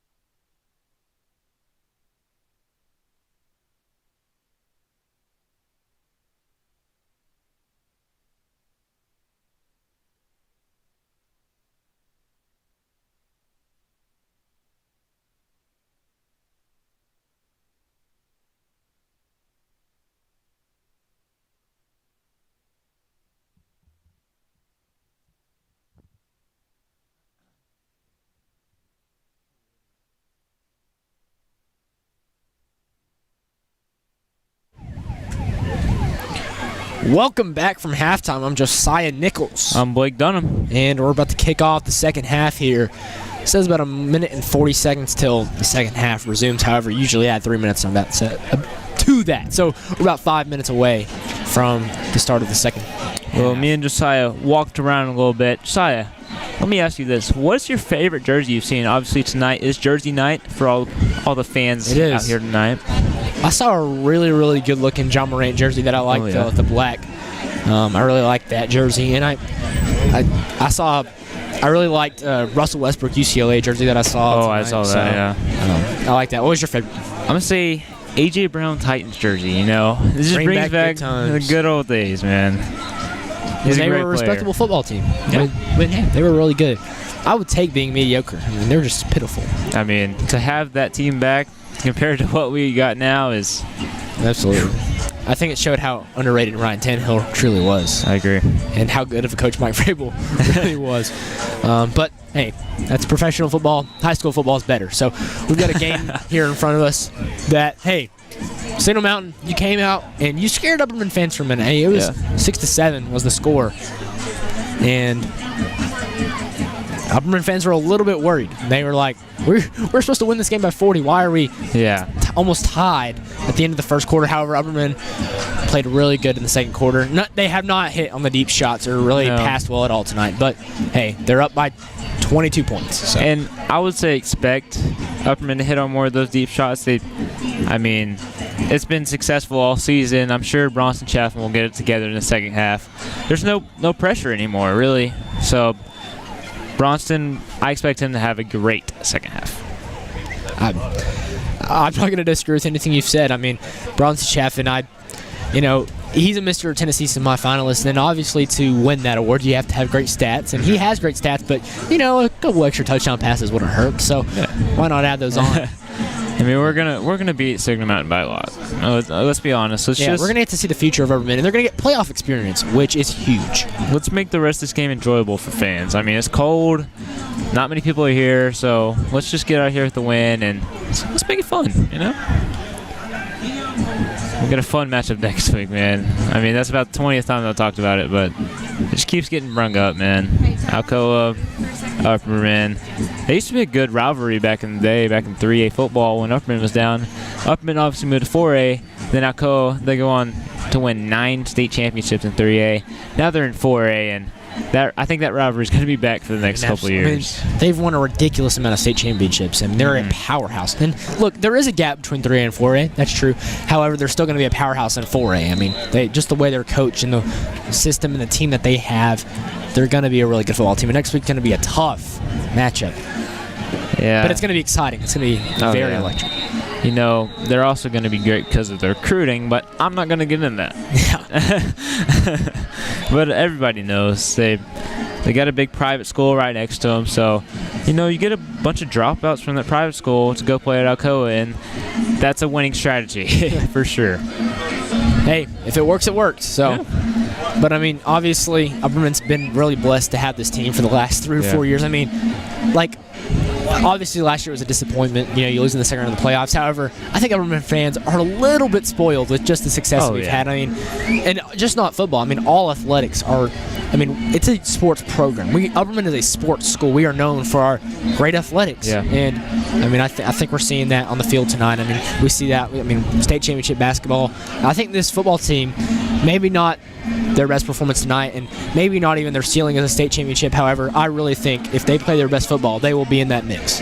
Talk about the talent. I mean, Upperman's not had their best night, maybe not even a good night in general, but we're killing a team in the playoffs, and that just credits how good of a football team we are. I mean, playoff teams, every single team in the playoffs is a good team. They deserve to be here, whether the record's good or bad, but this is a respectable Signal Mountain team, and Upperman's just coming out here and whooping them. Absolutely, Blake. And look, Upperman, they're 8-2. You might look at them and you might not think powerhouse. However, look, their 2 losses are against Greenville, who is a state championship caliber team. I mean, I would say they are.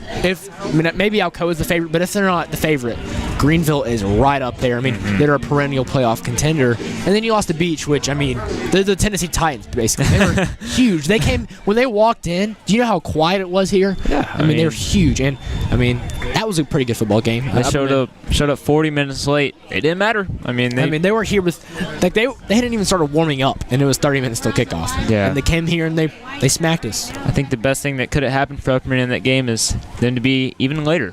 Absolutely. And I think they're starting to play their best football and starting to figure things out. Hey, if we play this way, we can beat anybody. Yeah, seriously. I mean, I think 11 on 11, Upperman can compete with almost anybody in the state of Tennessee, but I think the reason maybe they lost to Beach is just the depth issue. You know, Beach is probably deep in a lot of places. They had 99 players on the roster. yeah, that's just 5A versus 4A. You know, it's a big difference. That is a big difference. 3A to 4A is a difference. 4A to 5A is huge. Shea to kick off his first one of the night.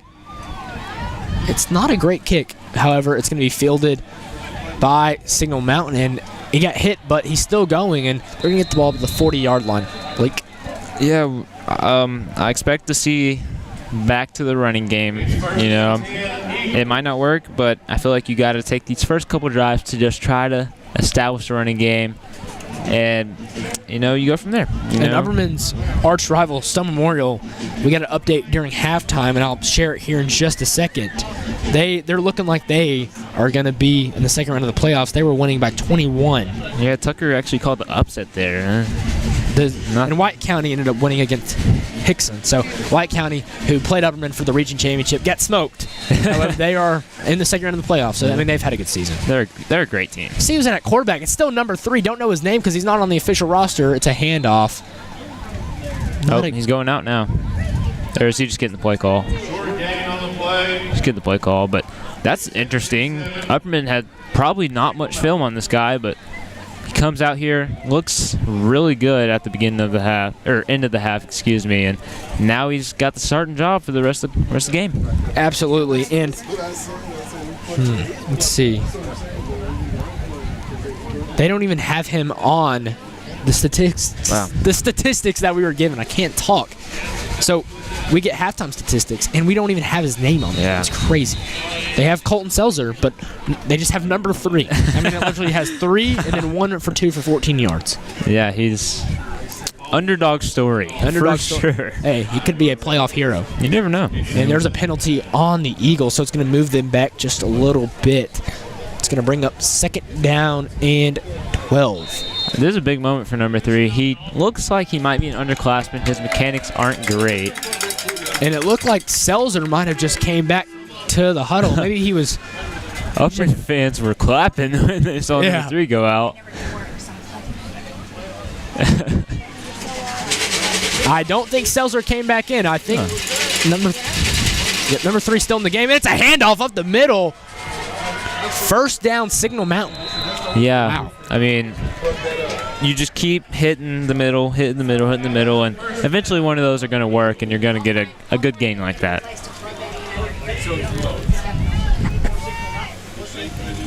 It's going to be a first down for Signal Mountain. They're going to have the ball in Upperman territory at the 49-yard line.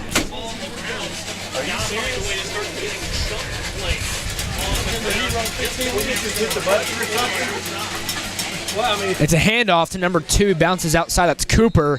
Nothing there, Blake. Yeah, they've kind of limited Bo Cooper in this game. He's one of the best players on this team, if not the best. I mean, we've talked about him the whole game, but he's really had nothing the whole game. And they lose a yard there, so they're officially at midfield. Blake, this is not an explosive offense. We talked about it. Wing T, sometimes it can be if you can get through the gaps and make explosive plays with your better athletes. However, they're outmatched by a lot tonight athletically against the Bees. So they're really trying to get these 3-4 yard plays every single time to just chip away on the defense. It's a inside handoff. Nothing there. It's going to bring a 3rd and long.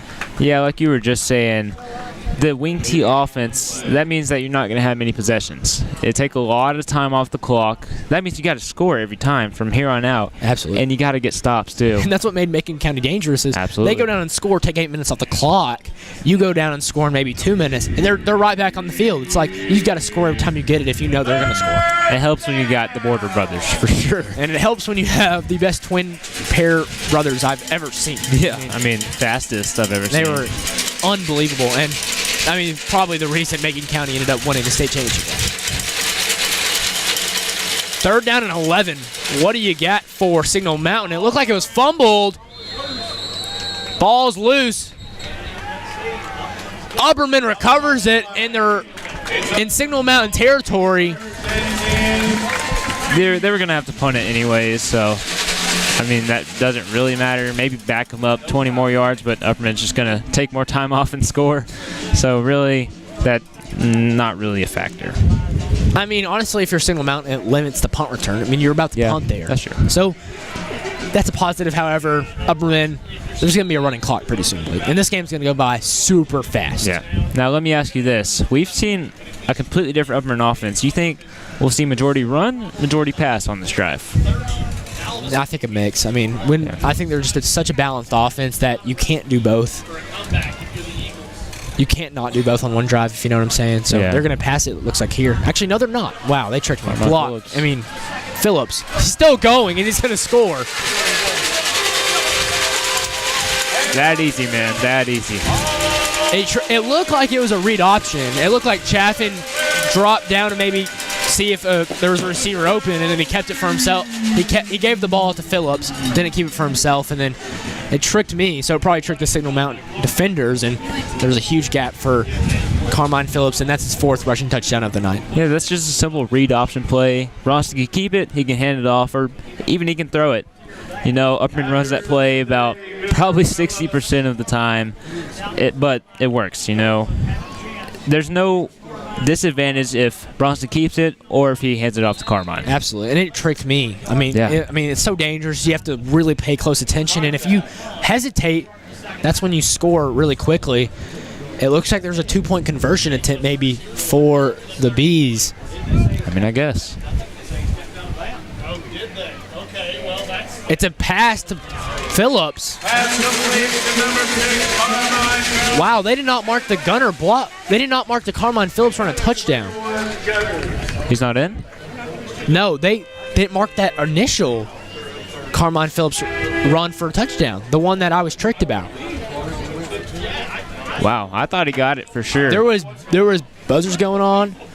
Everything was going off. I think the UCR guys are confused too. I don't know how he was not in. Well, here we go. Scoreboard was confused. Everyone's confused here. 36-6 the score. That's all that matters. This game has been really confusing, Josiah. I've been confused with the way I'm talking because everything sounds the same right now. It's crazy. However, Bees 36, Signal Mountain 6. That's all you need to know. Running clock will start soon. Yeah, from here on out, Upperman, they're just gonna get out of this game healthy and, you know, move on to next week. Okay, I'm just going to try to make sense of what just happened. Signal Mountain fumbles it. Upperman recovers it. They hand it off to Carmine Phillips. Carmine Phillips breaks free. He scores a touchdown. Scoreboard did not update it. When it said 1st and goal at the 3-yard line, they were going for a 2-point conversion. However, the scoreboard had not updated it. They get the 2-point conversion on a pass to Phillips. Phillips scores. Phillips has 4 rushing touchdowns. They get the 2-point conversion. Upperman 36, Signal Mountain 6. For everyone listening, I'm so sorry. And it's a good return by Signal Mountain right there. It's number 2, Cooper, once again. Yeah, that time they took William Shea out. Austin Roberts in. I'm pretty sure we're going to see Austin the rest of this game. Yeah, not a great kick from William. He's normally a touchback guy, but kicked it not about close. 20. I mean, it was not really close at all. I saw him warming up as punter earlier in the game, and that was interesting to see because he hasn't punted all year, and he's got a big leg, but I think they're going to stick with Carmine Phillips. He's got a great punt. I mean, there's a lot you could do with that. Maybe we'll see it as we get further on to the playoffs. Maybe try some trickery. I mean, We just saw that on the 2-point conversion. They haven't run that play since Greenville. So And it worked. It worked. Maybe use that next week against Alcoa a couple times. And the clock will run, I believe. Stoppage.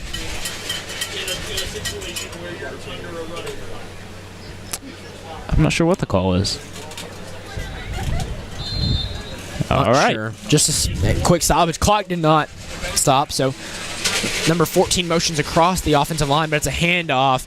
Nothing there. Swarm of Bees will bring him down. At some point, you got to start passing the ball a little bit. The past 2 drives, there's nothing cooking on the rushing attack. So, let number 3. Is that number 3 still in there? It is number 3. Just number 3. Don't know his first and last name. Wasn't on the official roster. He's not even on the stats we were given at halftime. So, the mystery man, we don't know who he is, but he's came in here and made plays. So yeah, let him use his arm a little bit, because that'd be a really boring way for your season to end. Just keep trying to run the ball. Motion man. Fake the end around, but it's a handoff inside. Not much there. Another third down, Blake. Yeah, this is kind of depressing a little bit. Obviously don't want to go away from what's been working all season, but at some point, got to switch it up. The wing T offense, it's one of those offenses, when it's working, it's unstoppable to stop, but when it's not working, it's like you're off the field immediately. Yeah. And that is what we're probably about to see for Signal Mountain is, hey, you just play defense, and you're already about to be off the field. Not good. Yeah, and I can guarantee that defense is tired, too. Oh, for sure. And that's when you might want to take a deep shot and get off the field, because when the cornerbacks are tired, because they were just playing receiver. Yeah. It looked like a false start on the receiver to me. It's number 2. Is that Bo? Bo Cooper, I thought. That was obvious. I think he was trying to get a head start on Elijah Fitz, so maybe he could take a deep shot, but don't think he got away with it right there. The Chains are moving back. It's a false start on the Eagles. That was clear. That was a very clear penalty, Blake. When you have Elijah Fitz guarding you, you need every head start that you can take. Absolutely. He's one of the fastest on the team, one of the best corners in 4A football. Really underrated player, in my opinion. He has an offer. He can play college ball if he wants to. I don't know if he will or not, but if he does, there's a lot of collegiate athletes on this Upperman team. If he does, he'll definitely make some noise at the college level. And number 3 drops back. And he's hit. And that's very interesting, because that was Selzer in the quarterback position right there. That was just a broken play all around. Signal Mountain has one route across the middle. That's going to be Bo Cooper, but Elijah Fitz was on him like glue. So it's very interesting what they're doing with the quarterbacks here, because you just never know. Because number 1 is obviously not injured. Yeah. He's coming out the punt, it looks like. So Selzer was the quarterback on the third down play, rolled out to the right, couldn't find anything. Nothing works, and he's out the punt. So the quarterback situation up in the air for the Eagles, as I believe Carmine Phillips set to receive. He bobbles the snap. It's a high flyer. Going to be at about the 30-yard line of the B-zone territory. Blake, would you love to see a deep shot connected so you feel just a little bit better going into next week? This is going to be a big surprise, but I want Upperman to run the football. And, hey, the Upperman media team, a little short-handed tonight, had a lot of people gone. Hope it's still looking good for everyone at home. We've got a new technical director in the building, Mr. Tristan, doing a great job filling in for some of the people who couldn't be here tonight. So shout out to him and shout out to Miss Susie for helping us do all this. And just, it takes a group effort to do this, and we just thank all the support at home. Chaffin throws it over the middle, caught by Johnson. They can't bring him down. Goodness. He's still running. And that they're going to get across the 50 to about the 43, 44-yard line of Signal Mountain territory, and just like that, a strike over the middle for a first down. Yeah, we talked a little bit about that at halftime, just getting Colton Johnson involved. He's one of the best players for Upperman team. He's going to play wherever he wants to in college, so get him the ball. He's probably your X factor, him and Bronson Chaffin and Carmine Phillips. So, and look, there's a lot of people I've been talking to about next year Upperman football. Like, hey, we're not gonna be good. We're not gonna be good. We're gonna be good. We still have Colton Johnson and this offensive line, mainly juniors. They're gonna be even better next year. And we've still got a bunch of great skill players. Jude Fitzpatrick, Gunnar Block. No one needs to worry about Upperman football. Phillips breaks free, rolls out to the left. He's still going. They can't bring him down. Finally, nope. They don't get him. Man. Could not get him. Upperman's just thrown men out. I mean, they were trying to. A single mountain defender was trying to drag his jersey down. Couldn't. It don't matter who has the ball. They can't tackle him tonight. Upperman looks like grown men against preschoolers tonight. The clock is ticking very quickly, Blake. We're going to be out of here a lot earlier than we usually are. It's about 2 minutes till the end of the third quarter. Well, this running clock makes things go by so much faster. I'm going to break the news tonight. We got school tomorrow, Josiah. You ruined my life. We do have school tomorrow. Mom, if you're listening, please let me skip tomorrow. All right, Chaffin in the shotgun set. Receiver on each side. He's going to hand it off to Phillips. Not much there at all, but he's going to break free. I mean, he should have been down. Make something out of nothing. I mean, he was wrapped up by 3 single mountain defenders, hits a little spin move, gets out of it, and gets a great game. That will just drive the defensive coordinator insane. I mean, you had him behind the line of scrimmage, and oh, absolutely. He takes it another 15 yards there. It's just missed tackles. You just can't do that in football if you want to win football games, especially when teams try to stretch out to the outside and your cornerback, safeties, linebackers, they've got to make those tackles. It's maddening to coaches. Something so basic as that, making a tackle in the open field. It's going to make them very mad. Chaffin, it's a handoff to Phillips. Will he get number 5 on the night? He will. Responsible for 30 points tonight, Carmine Phillips. Unbelievable night he's having. Is it obvious who our player of the game is going to be yet? It's going to be Carmine Phillips, and I think we can just save that because 5 rushing touchdowns. He's approaching, I don't know an Upperman player who's had 5 rushing touchdowns in one game.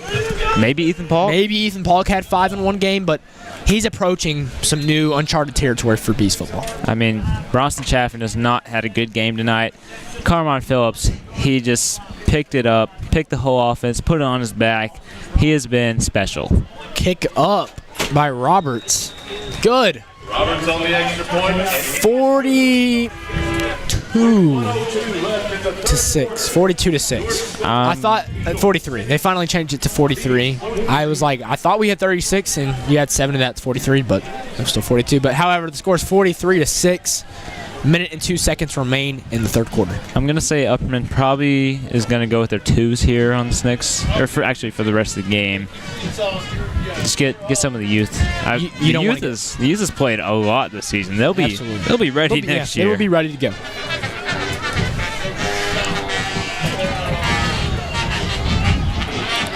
And this experience they're getting is invaluable. Playing the playoffs against a quality team. They've played in a lot of second halves of games. You got Jack Smith. He's going to play a lot next year. Liam Schaefer. He's played a lot this year. He's already starting on the cornerback position. Trevor Polk. He scored in this game last year. We're going to be fine, as you alluded to. I think we're just going to be good just because we have Coach Kane as our coach. He's going to develop his players. He's a lot like, I'm not comparing him to Nick Saban, but he's a lot like Saban because he gets the best out of his players every year, no matter who it is. Bronson grow a lot, not only as a football player, but as a human being since he's been here. I think he's building more than athletes, building good grown men. It's a high kick by Roberts, fielded by the Eagles. Oh. Hit hard by Kobe Justice, and Logan Choice is in there to make the tackle also. Nice. And I see Bees starters going out there, so Bees starting defense, or at least some of them, will be out there for this next drive. Yeah, Sugna Mountain's going to have to take some shots. At this point, there's no coming back, but let the seniors have one last moment. One last quarter. It's going to be the last quarter that they ever play football, so let's go out with a bang, Sugna Mountain.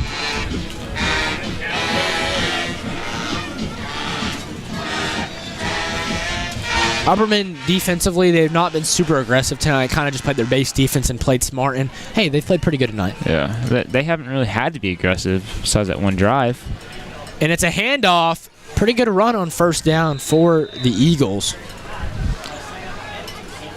Yeah, I mean, Upperman, every high school in America, they have a base defense. For Upperman, it's going to be about 4-3, and then you can send a blitz every couple plays when you need it. But Upperman, I don't think they've sent many blitzes at all this game.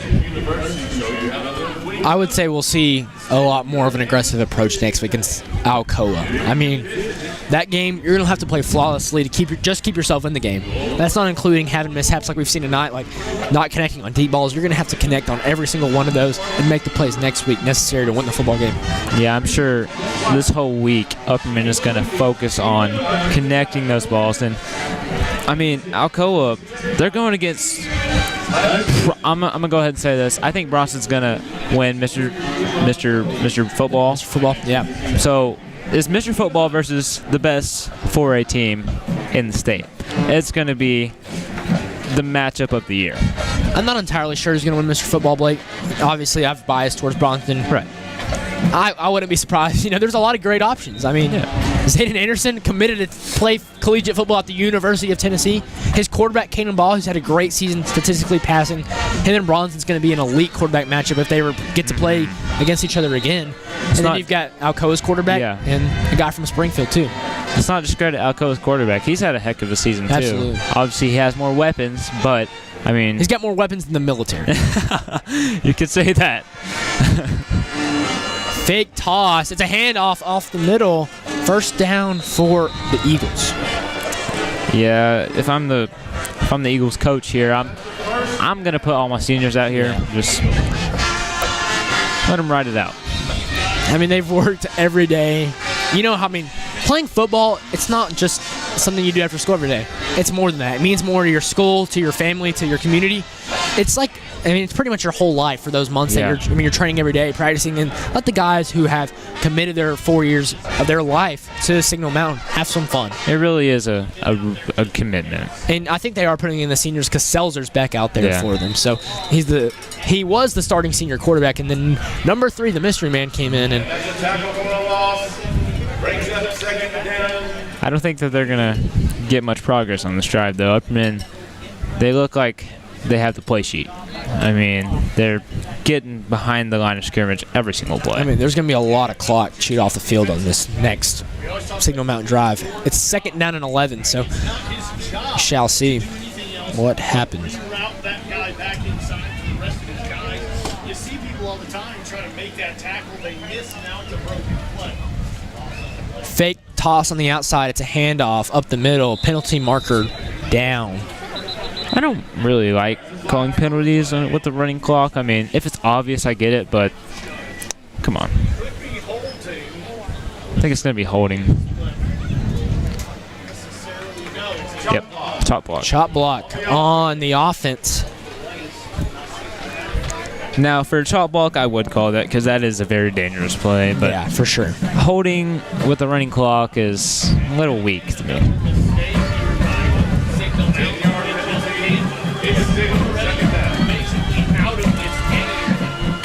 See how much the penalty yardage is. Still 2nd down and 11 on the scoreboard. See what they change it to, if they change it. 2nd down and 18, so they add 7 yards to that. So they've got a good ways to go, Blake, and they're not an explosive offense. No, not at all. Selzer, he's going to pass. He has a man open, however, minimal to no gain for number 25 there on the grab. That's J.B. Zimmerman, a senior. Yeah, I mean, despite Signal Mountain being down 36 points, they haven't changed a thing. No, I mean, I think it's just like they've done that. That's all they know. Stick to what you know. I mean, I think a lot of people knew they weren't going to win this football game. Yeah. I mean, their own players, I feel like they know that they weren't going to win. And we had players leaving at halftime to go to that track meet, so... It's a handoff up the middle to number 15, Walker, the senior running back. And I mean, for Signal Mountain, it's sad because it's like, these are their last high school football moments. I mean, they've worked so hard for this, and it's disappointing to lose, but, I mean, they've probably had a great time. And Signal Mountain's been super friendly to us tonight. It just seems like a pretty fun team to play against and just be around. So, hey, credit to them. Absolutely. And what they're doing and what they're building. Very emotional game for sure. And I'm very high on Signal Mountain. Coach seems like he knows what he's doing. So Signal Mountain in a couple years could be a powerhouse. High kick by Selzer. It's going to take a great bounce, actually. And we might not see the Upperman defense out there again tonight, but I don't think we're going to see Bronson either.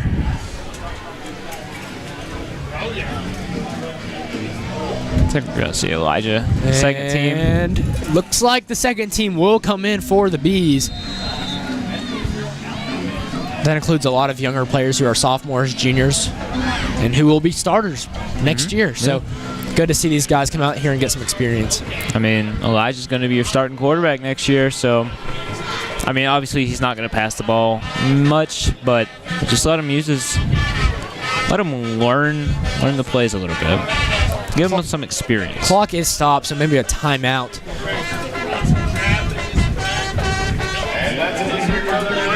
Let's get a recap or update on the Stone game. Stone is up 41-14 in the fourth quarter. Yikes. Stone's a good team. I mean, although Upperman beat them by 40, Stone has an easy path to the championship. I mean, Upperman got a really tough draw for the season they've had.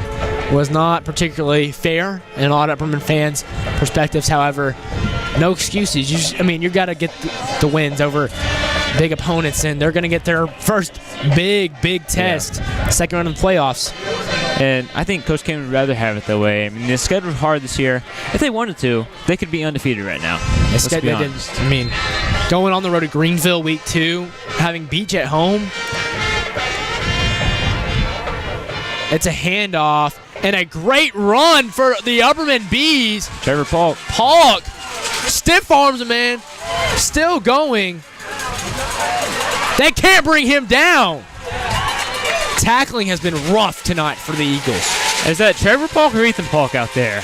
My goodness, man. I ain't seen an angry run like that in a while. Upperman fans are having deja vu right now. Man, he is going to be a player next year. Defines Upperman football as a smash mouth runner.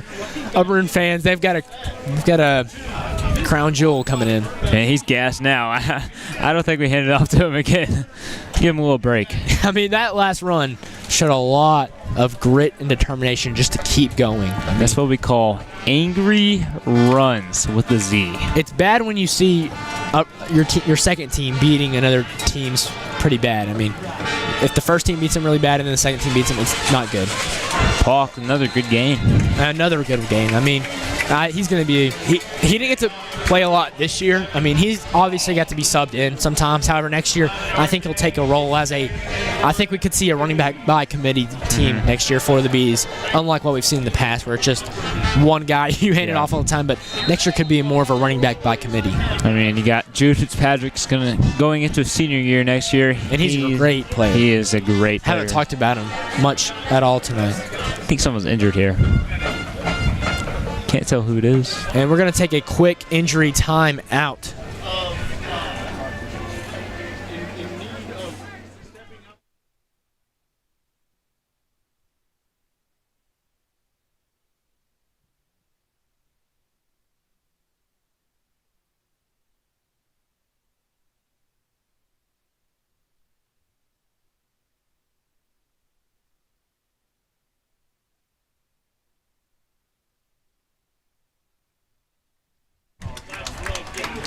And we're back after an injury timeout. Good to see him get back up there and get back at it. And look, seniors for Signal Mountain, maybe their last defensive stretch we'll see here. So an emotional moment for them as they've given their life for that. So shout out to them. But hey, you're seeing the future of Upperman football right here. Be optimistic. We've got a bright future here in Baxter. Oh yeah, I mean, we're going to be good as long as Coach Kane stays here. And there were the rumors at the beginning of the year that might be leaving, might not be, but I think I think as the season went on, the rumors have kind of died down, and I'm pretty sure Adam Kane is going to be coaching here a lot longer.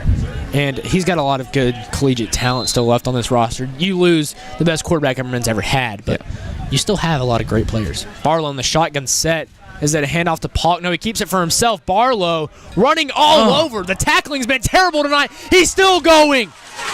Tripped up, but good night. The tackling has been so bad for Signal Mountain. Should have been a gain of 2 or 3. Goes to be 20 or 30 yards. He's going to be huge next year. And trainers running onto the field. That's Players Barlow. are going back. Uh-oh. And that's Elijah Barlow, I believe. Not good. We're going to take another quick injury timeout.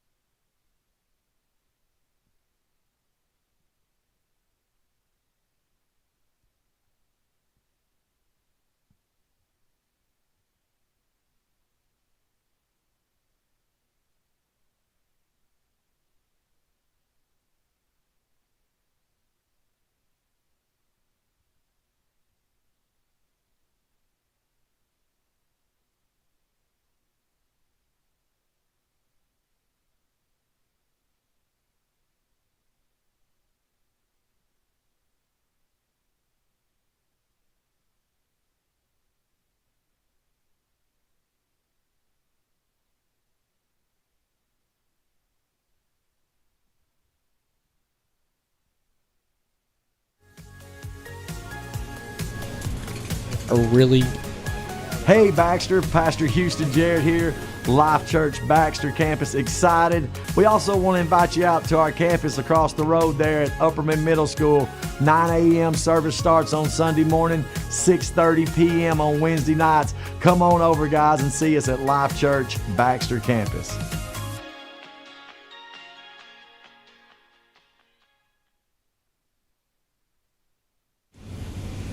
And a really sad moment here at Billy C. Rogers. It is very quiet. Reports are they have a stretcher on the field, and what we're hearing is he snapped a leg. Elijah Barlow just had a great run. It's very quiet. Prayers kneeled down on both sides, praying for his recovery and hopefully that he's okay. Very quiet here. It's just a very sad scene, Blake. I mean, we were talking about how good he was. I mean, he's the future of this Upperman offense, and it's probably going to be at least a year for those injuries. Hate to see it, man. They had the first time all season. Thank God that they've had to bring this out, the stretcher like this. But obviously, when you do that, it's terrible, and it's not looking good. And it's so sad to see this kind of stuff happen, especially when you've worked hard all year. You have aspirations to be the starting quarterback next year, and then this happens. I mean, you just got to feel for the kid, man. It's very sad.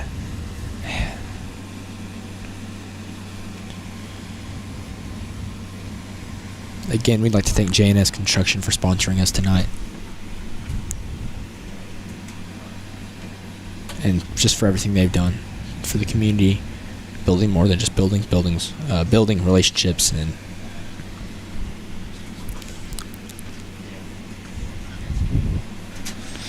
we're going to take another injury timeout.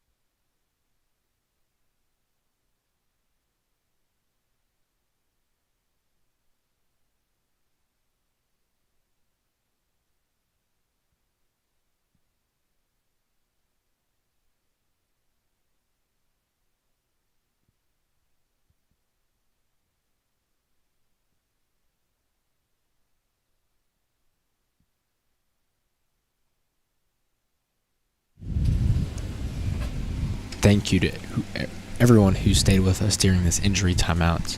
It's still very, very quiet here at Billy C. Rogers. An emotional moment, as it does not look good, Blake.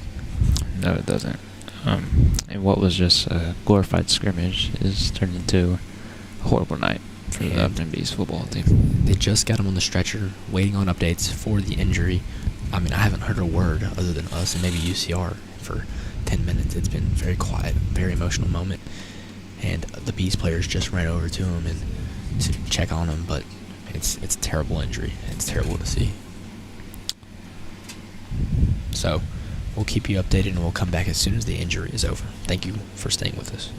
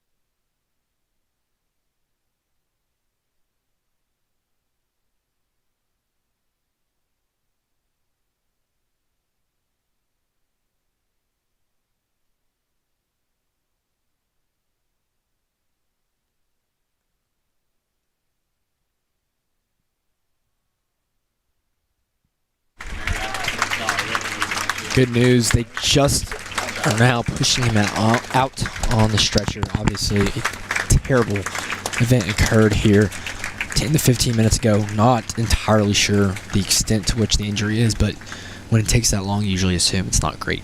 Yeah, let's get away from football for a second. Let's just talk about the person he is, man. Elijah's a great guy. It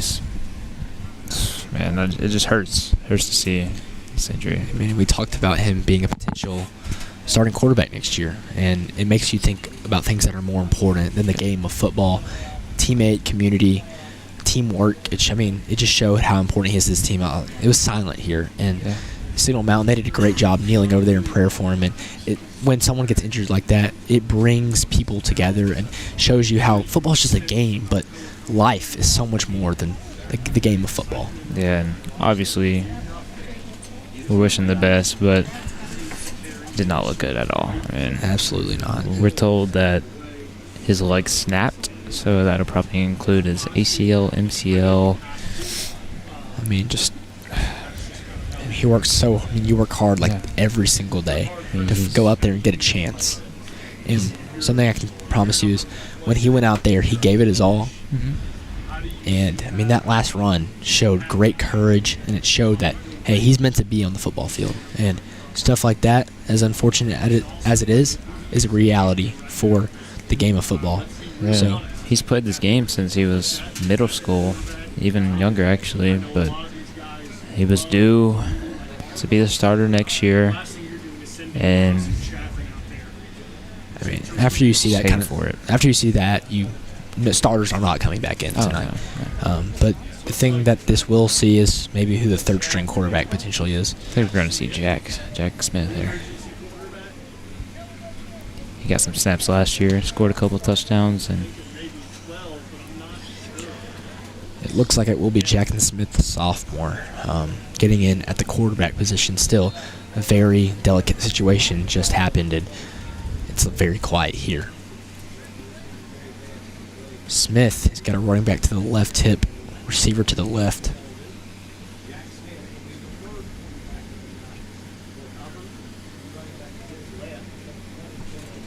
Just going to take all the play clock down as much as he can. And it's a handoff to number 20.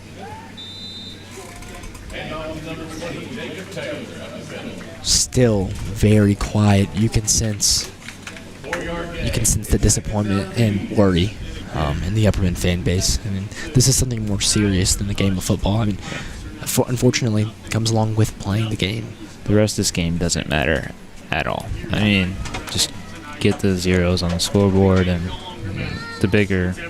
what we're really worried about is Elijah. Absolutely, and I pray that he can have a swift recovery. And he was just loaded into the ambulance and is being driven off. And it's a handoff up the middle. Not a great gain there. Kind of surprised they're just not kneeling the football. Just taking clock off, however.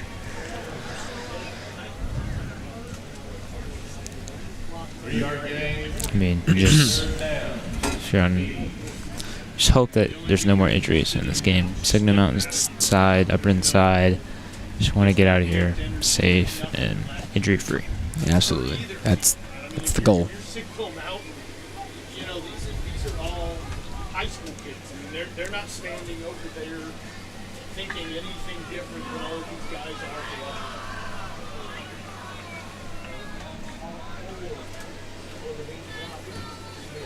A fumble recovered by Smith. He's still going. Make a play. And he's going to score a touchdown. What should have been a loss of 10 yards is a touchdown. There's no telling how many times he did that in middle school. He's a true improviser at quarterback. And not to take away from what just happened here, but I don't think nobody's going to remember that. I mean, just the elephant in the room is Elijah Barlow, and that injury is absolutely terrible. But nonetheless, shows Signal Mountain's inability to tackle tonight, and it shows how Upperman's got a bright future in Jack Smith. Yeah, he was quarterback for 8th grade year. He was good too. I mean, and offensive line. If he makes the kick, it will be the 50 bomb for the first time all year for the Bees. Kick up. Kick good. 50 points. 50-6. 44-point margin as the Bees are having the best. I'd imagine Signal Mountain probably just takes a couple knees and gets out of here. Absolutely. I mean, I think just a couple QB kneels and keep the players safe. I mean, but at the end of the day, Upperman, they're gonna have to bounce back from this, and they got a great opponent next week against Alcoa. Got to focus on that as much as it hurts to see Elijah get hurt. Absolutely. And Alcoa ranked 24th in Tennessee, finished the year 9-1. Their best player, arguably, is Jameer Dean, their wide receiver, who's averaging 51 receiving yards a game, and he's a highly touted player, and he has 7 reception touchdowns. But ultimately, they've got playmakers everywhere. They've got 3 players with 4+ sacks, which is a lot for high school football. And they've got Micah Jones and Luka Daughtery, who both have 3 interceptions or more. So, and their quarterback, Thomas Manu, 27 touchdown passes, which is, to put it in comparison to Bronson, I believe that's about 10 more, somewhere around that range. So they've got a very talented roster, and Upperman's going to have their hands full next week. If you're living in the state of Tennessee, you know about Alcoa. Alcoa could go into just about any region of football and succeed. Alcoa is going to be a really tough out for this Bees. Absolutely, and the clock continued to run after all that, so a squib kick, and we might not see the offense out the rest of the night. Number 24 fields it. He falls down. Wonder if that's the football game. We'll see.